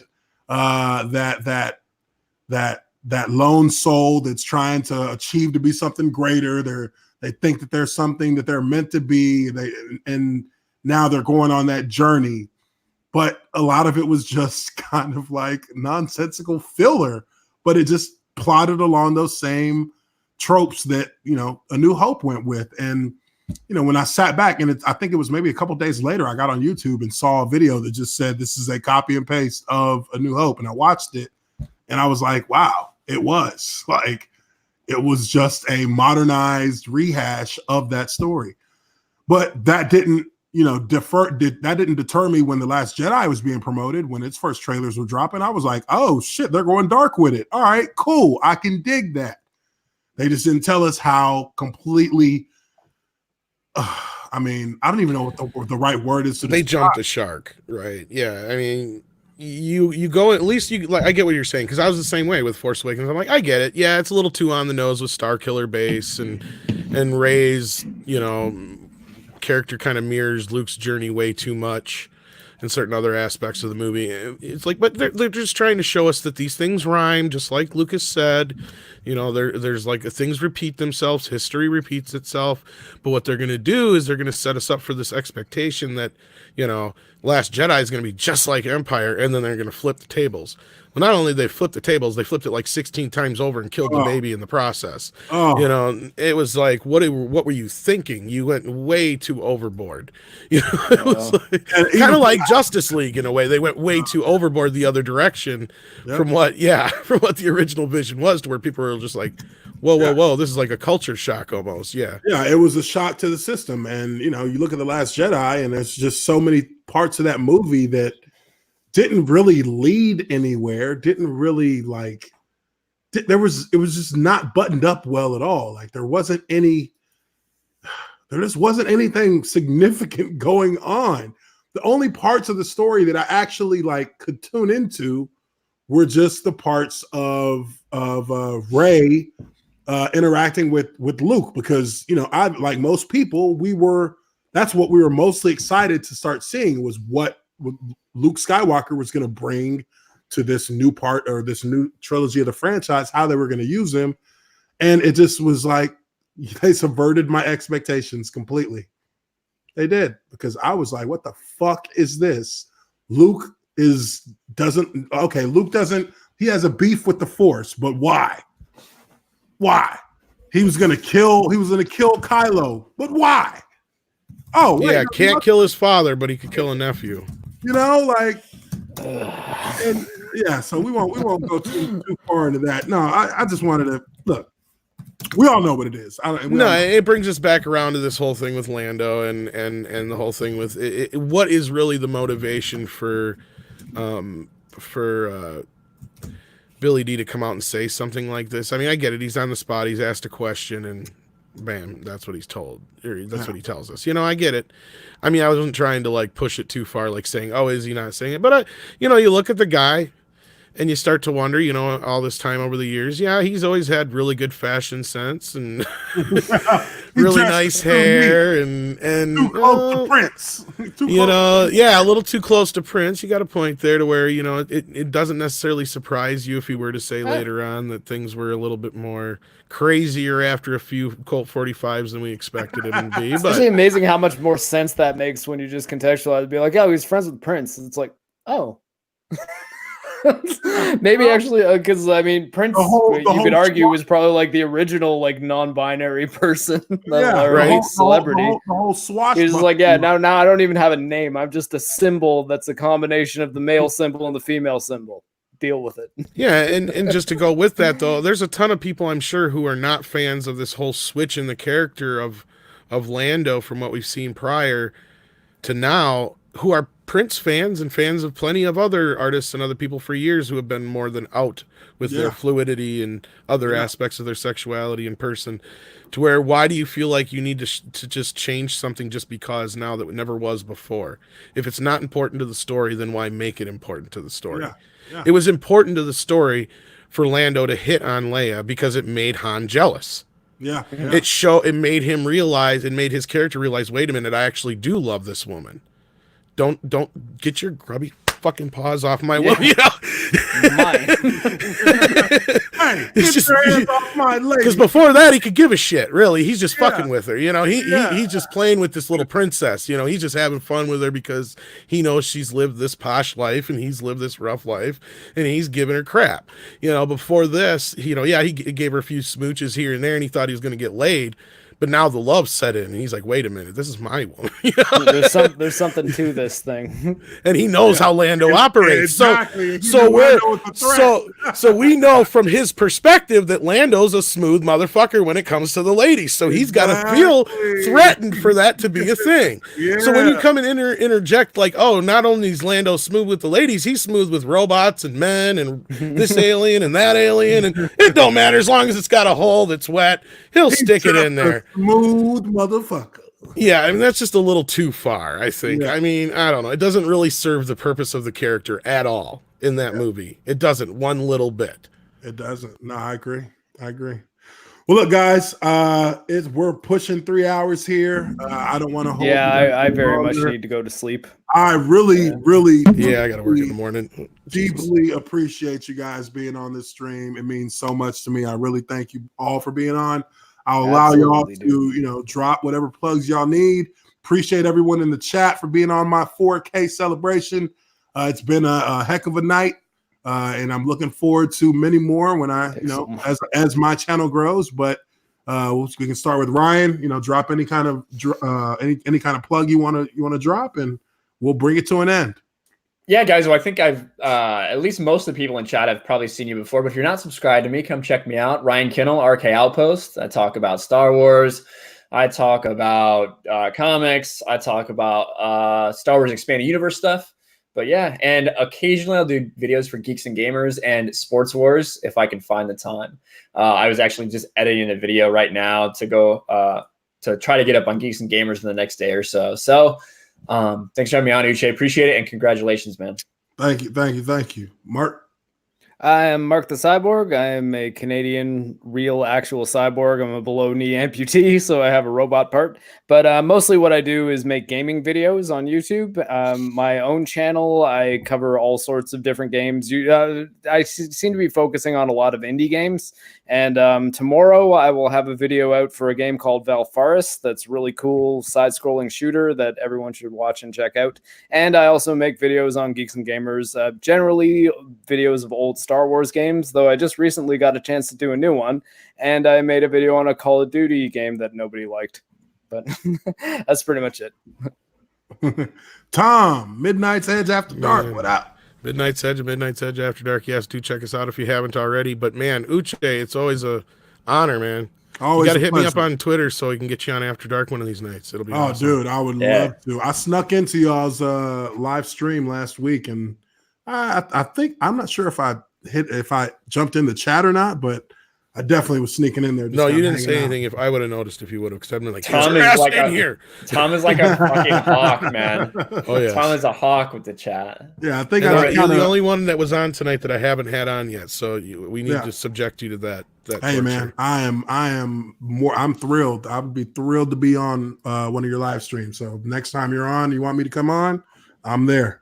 Yeah, just hit me up on Twitter because I tried messaging you, but you don't have the thing open. Yeah, Uche so. doesn't let anyone message him. So. No, that's not true. I understand, man. I thought I was following you guys, and I keep forgetting. Oh yeah, you're we're on following Twitter. each You other, gotta but follow. no, yeah, you gotta. I don't know if you have that set up, so yeah, you'll just have to message me or something, man. Or maybe you don't follow. I thought you followed me. I thought I did. I'm just looking right now just to be sure. I'm pretty sure I did. I thought you did, but it still wasn't open. So I'm like, well, one of these days I'll get a hold of him and tell him to message me because we've been wanting you on for a while. I think you'd be fun on there, and Rob will probably get a kick out of it too. So yeah, for sure, man, absolutely. So no, we appreciate everybody. Thank you, everybody in the chat. Really appreciate you guys. This is a great celebration. But we're gonna bring it to an end here. To everybody out there, just keep on doing what you're doing. We love you, appreciate you, and hail Fandom Menace. Hail Fandom Menace. Hail Fandom Menace. Hail Fandom Menace. Catch you guys on the next one. Peace. See you. All right.